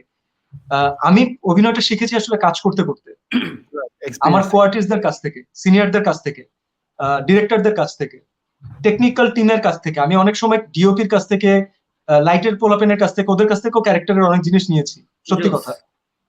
তো সেটা হচ্ছে যে you have to look for inspiration for your character around you as human beings. তারা যদি না থাকতেন, ওই ভালো ডিরেক্টররা, ওই ভালো কোয়ার্টিস্টরা না থাকলে আমি আসলে মানে আমার অ্যাক্টর হওয়ার কোনো যোগ্যতাই নেই, আমার কোনো শিক্ষাও নেই অ্যাক্টর হওয়ার। তো যারা আসলে ভালো কাজ করতে চায়, যারা লং টার্ম এখানে থাকতে চায়, তাদের ওই মিনিমাম শিক্ষাটা দরকার আর প্যাশন 100% দরকার। That's it. আচ্ছা, এখানে একটা কোয়েশ্চেন আসছে, সিয়াম ভাই, তোমার ইন্ডাস্ট্রিতে সবচেয়ে ভালো বন্ধু কে, মানে ইন্ডাস্ট্রির মধ্যে আর কি, যার সাথে তুমি সবচেয়ে বেশি ক্লোজ? ফিল্ম ইন্ডাস্ট্রির কথা মেবি বুঝিয়েছে, আমি কোয়েশ্চেনটা হাইলাইট ফিল্ম করব। ইন্ডাস্ট্রিতে হ্যাঁ, ইটস টাফ, বাট মানে নট অনলি ফিল্ম ইন্ডাস্ট্রি, যদি আমি আরো বড় করে বলি, মানে নাটক, অ্যাডভার্টাইজমেন্ট, সবকিছু মিলিয়ে আছে। যেমন my director Rayhan Rafi is a really close friend of mine. মানে আমরা এত রায়হান রাফি, কারণ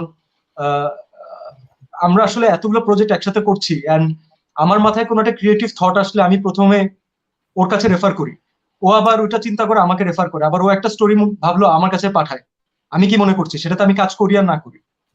তো এই আন্ডারস্ট্যান্ডিংটা ক্রিয়েট হয়েছে, এবং ইনশাল্লাহ আমাদের খুব ইচ্ছা আছে যে যদি আমরা প্রপার ইনভেস্টর পাই ইনশাল্লাহ, যেহেতু আমরা যে কাজগুলো করতে চাচ্ছি সেগুলো একটু রিস্কি কাজ, সেটা হয়তো এই জেনারেশনের মানুষজন পছন্দ করবে, কিন্তু হয়তো ম্যাস পিপলের পছন্দ নাও হতে পারে, কিন্তু আমরা ওই কাজগুলো করতে চাই, আমরা এই জেনারেশনকে দেখাতে চাই এই জেনারেশন কি কি ভুল করে, এই জেনারেশন ফ্রাস্ট্রেটেড হলে কি করে, এই জেনারেশন প্রেমে পড়লে কি করে, এই জেনারেশন বাবা মার সাথে কি করে, ডিস্টেন্স কিভাবে আসে, আবার কিভাবে মিল হয়, সবই দেখাতে চাই।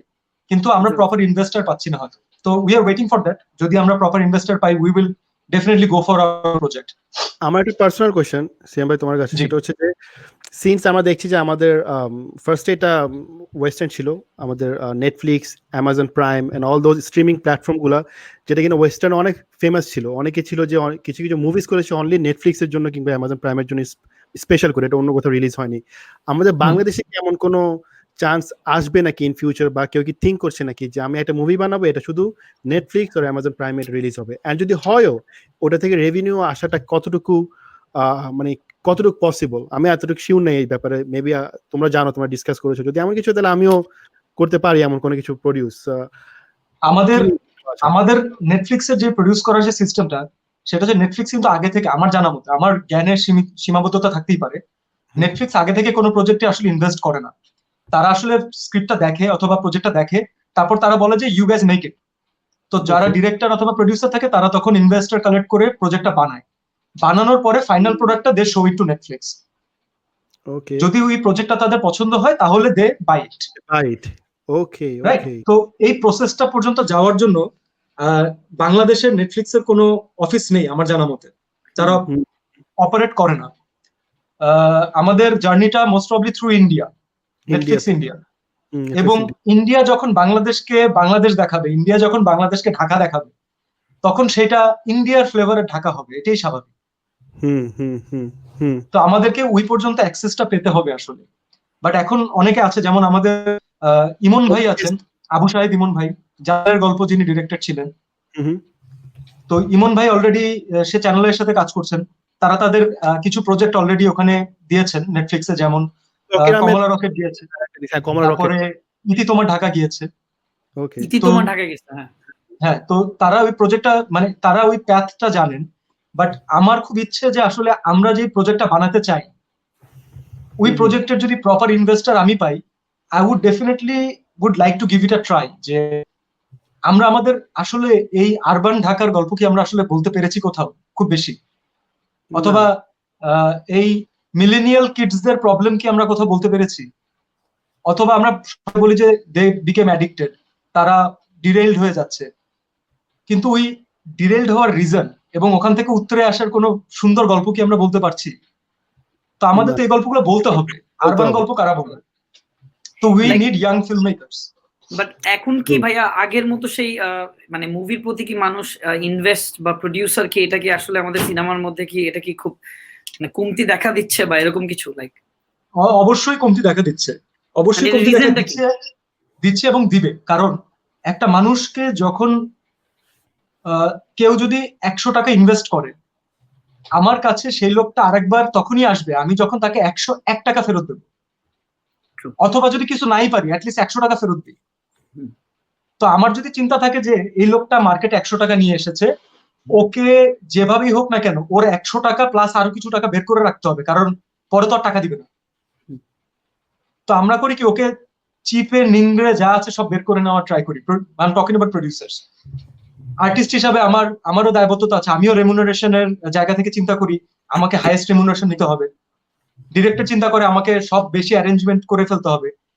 ছবি বানানোর আগে তো আমাকে জানতে হবে যে আমার মার্কেট কতটুকু। তো আমার মার্কেট যদি 3 কোটি টাকার থাকে, আমি কখনোই 5 কোটি টাকার সিনেমা বানাবো না, কারণ দ্যাট ইজ লাইক সুইসাইড। যদি আমি অল্টারনেটিভ ওয়ে ক্রিয়েট করতে পারি, যেমন আমি এখন খুব যেটা মানে ভাবছি, যেটা নিয়ে চিন্তা করছি, অনেস্টলি আমি কিছু গল্প, কিছু শহর কেন্দ্রিক গল্প, কিছু মফস্বলের গল্প যেটার সাথে ইউথরা কানেক্ট করতে পারে, তো সেটা যদি নেটফ্লিক্সে যায়, অ্যামাজন প্রাইমে যায়, at least you will give it a pause and at least ট্রেলারটা একজন যেন চেপে দেখে। তো তার জন্য তো আমাদের ইয়াং ফিল্ম মেকার্স লাগবে। তাকে যখন ওই প্রসেসটার মাধ্যমে আমি ওই প্রডিউসারকে 101 টাকা ফেরত দিতে পারবো, সে নিজের ইচ্ছায় সে আরেকবার আমাকে টাকা দেবে, আমাকে বলারও প্রয়োজন নেই। বাট ইয়াংদেরকে বোঝার জন্য আসলে কিন্তু আরেকটা ইয়াং মাইন্ড অথবা ওইরকম প্রোগ্রেসিভ মাইন্ড লাগবে। আমি এমন মানুষজন খুব বেশি পাচ্ছি না যারা আসলে আমাদের উপর বিশ্বাস করতে পারেন। যত বিশ্বাস না করবেন ততক্ষণ পর্যন্ত আমরা তো কিছু করতে পারবো না। আসলে আমাকে একটা স্টোরি দিতে হবে, আমাকে একটা ক্যারেক্টার দিতে হবে, আমাকে 3 মাস সময় দিতে হবে, তারপর আমাকে বলতে হবে যে ওকে ফাইন, আমি তোমাকে বেস্ট টেকনিক্যাল টিম দিলাম, now you guys make the film.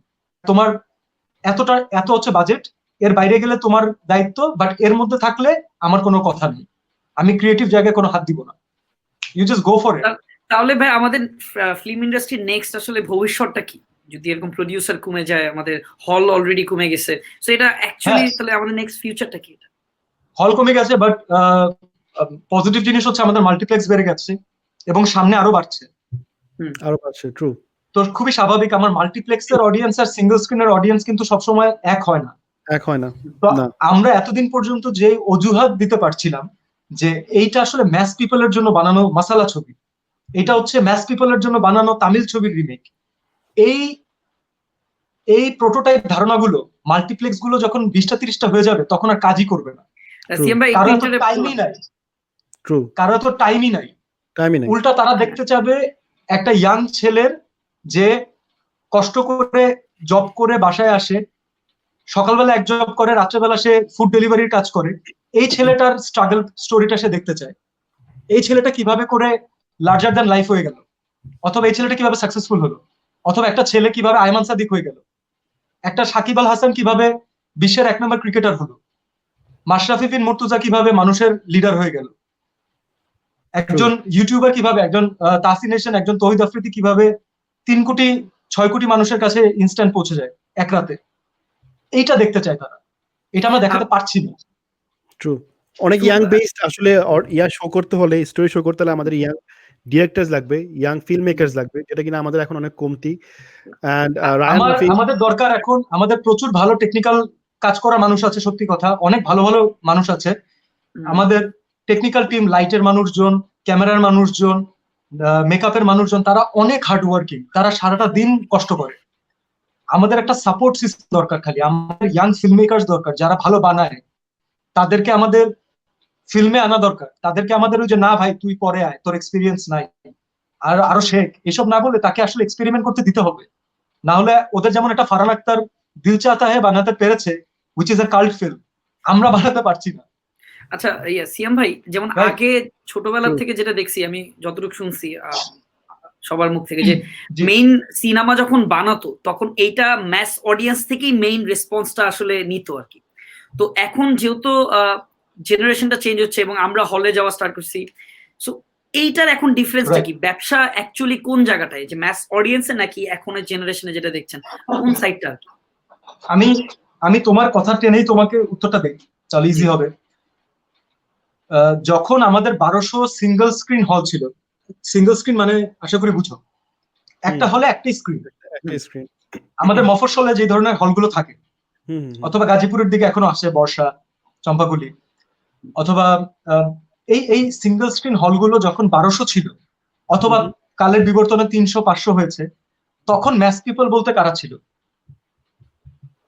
গ্রামের লোকেরা ছিল, তারপর অনেক ছিল যে নরমাল লো মানে ইয়ার লোকেরা ছিল যাদের লো ইনকাম, ওরাই। হ্যাঁ, তারা এখনো আছে, ঠিক একইভাবে যখন আমাদের সোসাইটি চেঞ্জ হচ্ছে, আমাদের ইকোনমিক্যাল স্ট্যাটাস চেঞ্জ হচ্ছে, মাথাপিছু আয়টা বেড়ে গেছে, আমাদের রুচির পরিবর্তন হয়েছে, আমরা ওয়ার্ল্ড ওয়াইড অনেক কিছু খুব সহজেই টিভিতে দেখে ফেলতে পারছি অথবা কম্পিউটারে দেখে ফেলতে পারছি, এবং আমার মাল্টিপ্লেক্স অডিয়েন্স হয়ে গেছে। এখন তুমি বলো তাহলে তোমার অডিয়েন্স কে অথবা তোমার ম্যাস কে?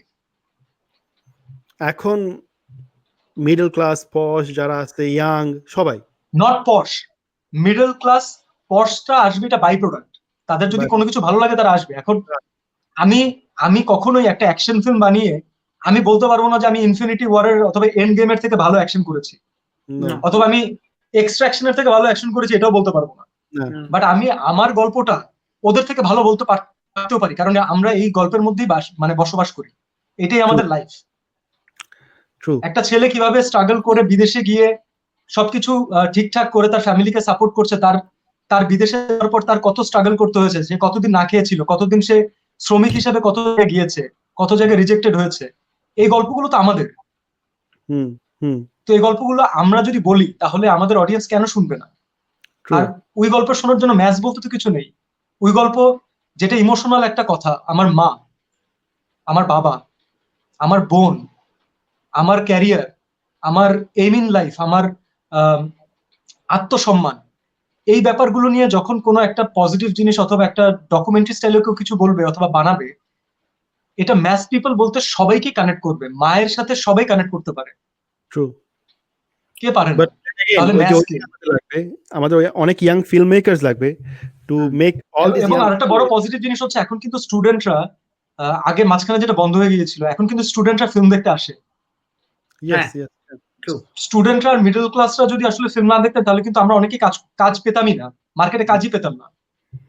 প্লাস আমাদের তারা যেহেতু নাটকের মার্কেটে প্লাস শর্ট ফিল্মের মার্কেটে অনেক ডিরেক্টর আছে যারা কিনা ফিল্ম মেক করার মতো ওইরকম ক্যাপাবিলিটি রাখে। ওদের শুধু একটু সাহস দিতে হবে, প্লাস ওদের উপর বিশ্বাসটা রাখতে হবে। যেমন আমি একটা নেম মেনশন না করলে না, ভিকি জাহিদ, এবং রিয়েলি গুড।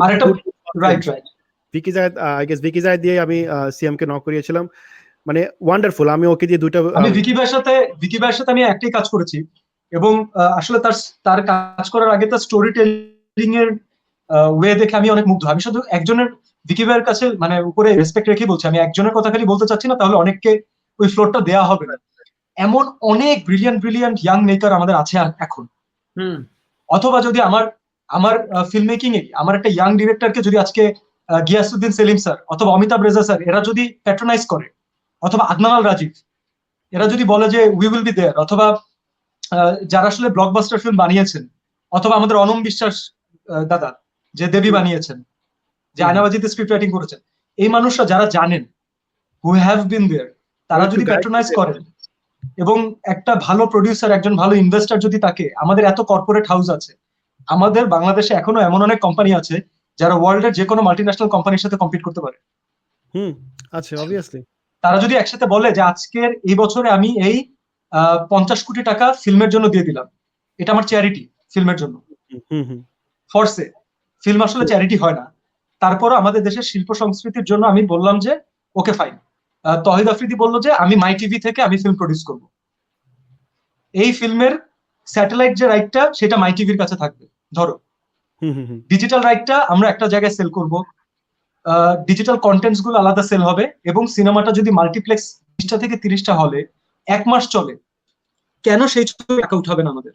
এবং মেকিং এবং ভালো আইডিয়া একটা, তুমি এটা ভালো আইডিয়া দিছো। বাট ওই যে আমরা রিস্কটা নিতে যাচ্ছি না, এন্ড এটা সবচেয়ে বড়। কাউকে তো নিতে হবে না, সময় পরিবর্তনের জন্য কাউকে না কাউকে তো আগাতে হবে, অবভিয়াসলি। সো এটা আমরা চাইবো যে আমাদের যারা ফিল্ম ইন্ডাস্ট্রিকে বাঁচায় রাখার জন্য এই কাজটা আসলেই অনেক প্রয়োজন। এবং আল্লাহ তাআলা যদি আমাকে কখনো, আমরা এটা নিয়ে 2 দিন ধরে কথা বলছিলাম আমি আর রাফি, আল্লাহ তাআলা যদি আমাকে সুযোগ দেয়, যদি আমাকে ওইরকম ফাইন্যান্সিয়াল স্ট্যাবিলিটি দেয় আল্লাহ, আমি যদি ইনভেস্ট করি এবং আমি যদি সুপারভাইজ করি, ডেফিনেটলি ওই ফিল্মে আমি অন্য কাউকে লিড অ্যাক্টর হিসেবে নিব। Maybe I will bring someone new, যে একটা অপরচুনিটি খুঁজছে, যে আমি তো একজন নিউ কামার ছিলাম, আমাকেও তো অপরচুনিটি দেওয়া হয়েছে, নাহলে তো আমি কাজ করতে পারতাম না। That's it. If you think you don't suit that character, আপনি যদি ওই ক্যারেক্টার যদি স্যুট না করে তাহলে you can get someone better or someone new. But আমাদের যেটা হয় যে আমরা প্রডিউস করলে আমি নিজে নায়ক হতে চাই, নিজেই গায়ক হতে চাই, নিজেই সব করতে চাই, এটা প্রবলেম, এটা একটা প্রবলেম। সো এক্স্যাক্টলি তোমার আমাদের প্রবলেম হচ্ছে আমাদের হিরো অথবা আমাদের লিড আর্টিস্টদের উপরে মাথায় রেখে তারপর গল্প লেখা হয়, কিন্তু ওয়ার্ল্ড ফিল্ম কিন্তু এভাবে কাজ করে না। ইনফ্যাক্ট ক্রিশ্চিয়ান বেলের কথা চিন্তা করে কেউ কিন্তু গল্প লেখে না, আগে একটা মেশিনিস্ট লেখে, তারপরে দেখে যে এখানে কে অডিশন দিয়ে বেস্ট করবে, তারপর ক্রিশ্চিয়ান বেল সেই রোলটা পায় অডিশন দিয়ে হয়তো। অথবা ব্যাটম্যানের জন্য এখনো অনেকে অডিশন দিয়েছেন যাদের নামও আমরা জানি না, হু আর রিয়েলি বিগ অ্যাক্টরস। নোলানের কাছে, ক্রিস্টোফার নোলানের কাছে তার অডিশন দিতে যেতে পারে। তো আমাদের অন্য কোনো কেউ যদি আমাদেরকে বলে যে একটা অডিশন দিতে, তাহলে আমার আত্মসম্মানে এত লাগে কেন? আমরা অডিশন দিতে চাই না। ট্রু, অনেক বড় বড় অ্যাক্টররা গিয়ে অডিশন দেয় নোলানের মুভিজের জন্য। When you're talking about professionalism, then you have to take everything professionally. True. Right? I can be rejected. Ranbir কাপুরও তো সাঞ্জুর জন্য অডিশন দিল না, কতগুলা তার রোল কতক্ষণ প্লে করলো, কতক্ষণ সে অডিশন দিছে না, করছে তো, সবাই করে এটা। So we hope for the best আমাদের ফিল্ম ইন্ডাস্ট্রির জন্য। আমাদের লাইফটা এখানে আমরা শেষ করব, অলমোস্ট আমরা 1 hour 20 minutes কথা বলেছি। এন্ড সিএমবা যদি লাস্টে যদি করোনা নিয়ে যদি কিছু কয়েকটা দুই একটা কথা যদি সচেতন করা যেত মানুষকে, যদি তোমার অডিয়েন্স। সরি, আজকে মনে হয় আমরা অনেক মানে ঘুরিয়ে পেঁচে অনেক কথা বলে ফেলেছি। আই এম সরি, আমি অনেক সময় নিয়েছি। না না, they are enjoying it. So corona নিয়ে আমি ডেফিনেটলি করোনার টপিকে যাওয়ার আগে আমি অবশ্যই চাবো যে থ্রু ইউ গাইজ এটা একটা কথা বলতে চাই, সেটা হচ্ছে যে সিন্স আমি এখন আমাদের ফিল্ম মার্কেটে কাজ করছি, আমি এখানে একজন শ্রমিক, তো আমি সেই জায়গা থেকে বলতে চাবো যে as Bangladeshi YouTubers and one of the most popular YouTubers, please সামনে যাই হোক না কেন, be with the film industry. Take a step. When you cannot say যে okay fine এটা খারাপ, then get into the mud and change it. True. So আমাকে যদি কেউ যেন বলতে না পারে যে আপনি বাসায় বসে বসে কথা বলছেন, আমি কিন্তু আগে কাজে নেমেছি, তারপর আমি এখন কথা বলছি। না, আফ্রিদি যেমন শুরুতে একটা কথা বলেছিল সেম ভাই তোমাকে, যে আমি চেয়েছিলাম যে এরকম প্রমোট করতে ফিল্ম ইন্ডাস্ট্রিতে, বাট আমাদেরকে ওই প্রায়োরিটিটা দেওয়া হয়নি। But since you said that you are gonna change, ভাইয়া হ্যাঁ সাপোর্ট করবে। It's gonna be priority is nothing, Tazin. Priority is nothing. If you feel like doing something, if you want to love your country and your industry, then কারো তোমাকে প্রণোদনা দেওয়ার কোনো প্রয়োজন নেই। প্রথম অ্যানসারটা প্রথম দিকে সে খুব সুন্দরভাবে দিয়ে দিয়েছে। এটা হবে, এবং I always want that. I expect that you guys will always be there. আমি থাকি, আমার ইন্ডাস্ট্রির যে কেউ আসুক, you guys will help him out. আর আরটা হচ্ছে যে it's a very great cause. আমি জানি না এখন পর্যন্ত কত টাকা ফান্ডে রেজ হয়েছে, বাট যেটাই হয়েছে মানে কিছু না এর থেকে কিছু অবশ্যই ভালো। আলহামদুলিল্লাহ, অনেক ভালো। আমাদের একটা ভালো অ্যামাউন্ট আফ্রিদি দিয়ে দিয়েছে, প্লাস আমার থেকে একটা যাচ্ছে, প্লাস আমরা কিন্তু অনলি এবং লাইভ দেখা যাচ্ছে ভাইয়া, আমরা কিন্তু অনেক প্রবাসীদের থেকে আমরা মানিটা কালেক্ট করছি। সো একটা লিংক আছে, ওই লিংকে সব লাইভ দেখা যায়। অলমোস্ট $1,700 মতো উঠেছে রাইট নাও। সো এটা অনেক প্রবাসীরা, আমরা কোনো বাংলাদেশে কেউ ওরকম ডেবিট ক্রেডিট কার্ড দিয়ে করতে পারছে না, এটা অনলি ডেবিট ক্রেডিট কার্ড দিয়ে করা যায় আর কি, ফান্ডিং করা যায়। সো সিন্স বাংলাদেশকে আমরা হেল্প করতে পারছি, সো বাংলাদেশের মানুষ থেকে টাকাটা চাওয়া, অনেকে দিতে পারছে না, অনেকে বলতেছে বিকাশ দিতে, রকেট দিতে, বাট ওগুলো আমাদের নেই, ওগুলো একটু প্রবলেম। সো আমরা যা করছি অনেক ট্রান্সপারেন্ট ওয়েতে, খুবই মানে সবাই দেখতে পাচ্ছে, সবাই জানছে, এবং লাইভ এবং আমরাও নিজেরা। এবং আমি এটা নিয়েও শিওর যে এটা যখন ডিসবার্সমেন্টটা হবে তখন এটা মানুষজন ক্রিস্টাল ক্লিয়ার জানতে পারবে যে what is going on. He will make a video and he's gonna I really want to thank you guys যে এই স্টেপটা at least তোমরা নিয়েছো, so hats off, respect, salute, good job. Thank you. আরেকটা মানুষদের জন্য আসলে বলা উচিত, এটা আমরা বাসায় থেকে লাইভ করছি, আমরা অনেক কমফোর্টেবল লাইফ লিড করছি, বাট যারা আসলে মাঠে ঘাটে কাজ করছেন করোনাকে দূর করার জন্য, মানে আমাদের ডিফেন্সের মানুষজন, আমাদের পুলিশে, আমাদের ডাক্তাররা, আমাদের নার্সরা, হসপিটালের মানুষজন, এন্ড সরকারি কর্মকর্তা থেকে শুরু করে যারা সবাই এখন কাজ করছেন, আমার মনে হয় যে উই শুড অ্যাপ্রিশিয়েট দ্যাট। এবং আমি I want to use this platform. আমি ওইদিন একটা নিউজ পড়লাম, কোথায় জানি, যে কোন স্বাস্থ্য কেন্দ্রে কর্মীর বাড়িতে সে আসলে মানে পথে ঘাটে কাজ করছিলেন করোনা দূর করার জন্য, স্বাস্থ্য কেন্দ্রে কাজ করছিলেন, এবং এখন তার পরিবারেরই 17 জন না 16 জন মানুষের করোনা আক্রান্ত দেখা দিচ্ছে, এবং এলাকার মানুষজন তাদেরকে ফোর্স করছে সেখান থেকে বের হয়ে যাওয়ার জন্য। That's sad. এমন অনেক স্টোরি আছে, যেমন অনেক অনেক story ডক্টর আছে, হ্যাঁ। বের করে দিচ্ছে। বাসা থেকে বের করে দিচ্ছে, রাইট।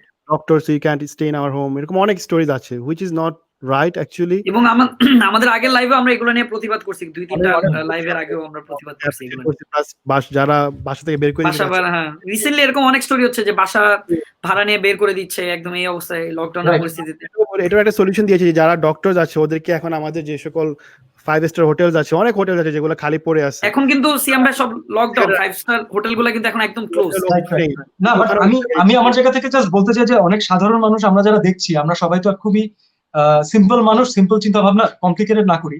যে মানুষটা আপনার জন্য এতটুকু করেছে, অথবা আপনার জন্য বলতে ঘুরে ফিরে সে কিন্তু আপনার জন্যই করেছে, আমাদের জন্য, আপনার পরিবারের জন্যই করেছে। তো তাদেরকে আরেকটু সহানুভূতি দিয়ে দেখুন, তাদেরকে আমরা তাদের যোগ্য সম্মানটুকু দেই। তারা মানে আসলে জাতীয় বীরের কাজ করছে, সত্যি কথা। আপনি জাস্ট ভাবুন যে আপনি আমি কিন্তু নেমে রাস্তায় এই কাজটা করতে পারতাম না হয়তো, তারা যে সাহস নিয়ে করছে। তো তাদেরকে তাদের এই ডিজার্ভিং, তাদের যে রেসপেক্টটা ডিজার্ভ করে সেটা আমাদের দেওয়া উচিত। আর আমি জানি যে আজকে অনেকেই অনেক জায়গা থেকে প্রতিবাদ করছেন সোশ্যাল মিডিয়ামে যে মার্কেট খুলে দেওয়া হচ্ছে, অনেক কিছু খুলে ওপেন হয়ে যাচ্ছে, এগুলো নিয়ে কি করবেন? দেখেন, দেশের ইকোনমি কিন্তু এমনিতেই অনেক বড় একটা মানে হুমকির সম্মুখীন হচ্ছে, রাইট? তো তার মধ্যে হচ্ছে আপনার ব্যাংক অ্যাকাউন্টে টাকা আছে অথবা আপনার চলার মতো টাকা আছে, তার মানে কিন্তু এই না যে প্রত্যেকের ঘরে টাকা আছে এবং প্রত্যেকের পরিবার খেতে পারছে ঠিকঠাক। এটা কিন্তু this is not the same thing. আপনার টাকা থাকা, বাকিদের টাকা থাকা, it's not the same thing. তো সেই মানুষদেরকে তো কিছু করে খাওয়ার সুযোগ দিতে হবে। তাদেরকে কতদিন আপনি আটকে রাখবেন? হ্যাঁ, আপনি আমি কি কাজটা করতে পারি সেটা হচ্ছে যে মার্কেটটা খোলা হয়েছে, আপনি আর আমি ঈদের শপিং সেখানে না করতে গেলে হয়। এভাবে যদি সবাই আমরা একটু চিন্তা করি, আমরা যদি এখন নিজেরাই হোম কোয়ারেন্টাইনটা আরেকটু মেনটেন করি, বিকজ ইনশাআল্লাহ হয়তো সময় লাগবে, বাট থিংস উইল বি ওকে ইনশাআল্লাহ, রাইট? তো আপনি আমি যদি একটু নিজেদের দায়িত্ব নিয়ে আমরা যদি নিজেদের বাসায় থাকি, আমরা যদি একটু হাইজিন মেনটেন করি, আমরা যদি মার্কেটে দৌড়িয়ে না যাই, তাহলে আমার মনে হয় যে এভরিথিং উইল বি ওকে। কারণ গভর্নমেন্টের একটা ডিসিশনকে আমরা খুব তাড়াতাড়ি আসলে মানে পলিটিক্সের নেগেটিভিটি নিয়ে আমরা আসলে এত বেশি কথা বলতে বলতে ইউজ টু হয়ে গেছি, আমরা অনেক পজিটিভিটি দেখি না। গভর্নমেন্ট কিন্তু সবসময় একটা ব্যালেন্স করার করে। তো এখন অলরেডি খুব ক্রিটিক্যাল টাইম চলছে, তো যারা খেয়ে বেঁচে আছে এই দুই জায়গাতে তো ব্যালেন্স করতে হবে, নাহলে তারা বাঁচবে কিভাবে? সবার কাছে তো গভর্নমেন্টের প্রণোদনা পৌঁছে দেওয়া সম্ভব না। আসলে আমরা একটা অনেক বড় জনসংখ্যার দেশ, এটা বুঝতে হবে।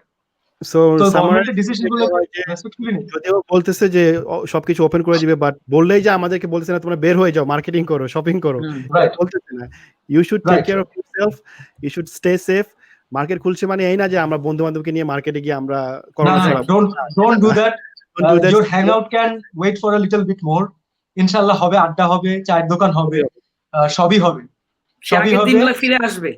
এক্স্যাক্টলি। হ্যাঁ, এবং এমনও দিন আসবে যেদিন আপনি বলবেন কোয়ারেন্টাইনের দিনগুলো মিস করি, সেটাও হবে।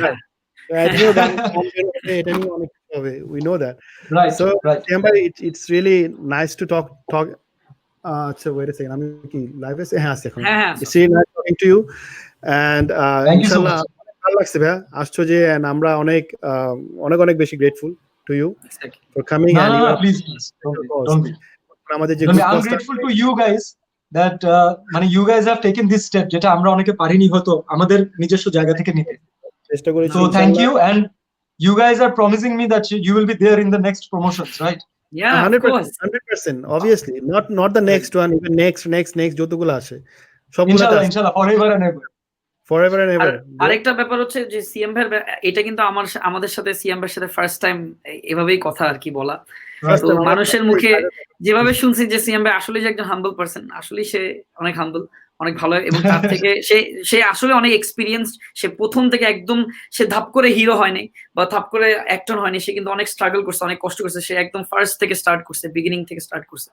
সো এজন্য তার থেকে অনেক কিছু শেখার আছে। স্ট্রাগলিং কাকে বলে, স্ট্রাগল কাকে বলে, প্রত্যেকের স্ট্রাগল আছে আফ্রিদি। এটা অফ কোর্স, এটাই যে যতক্ষণ পর্যন্ত আমার জুতা না পড়ছে, তোমার জুতা না পড়ছে, সে বুঝবে না যে তোমার স্ট্রাগলটা কোথায়। এক্স্যাক্টলি। তো সবার স্ট্রাগলকে রেসপেক্ট করেন ভাই, শেষ।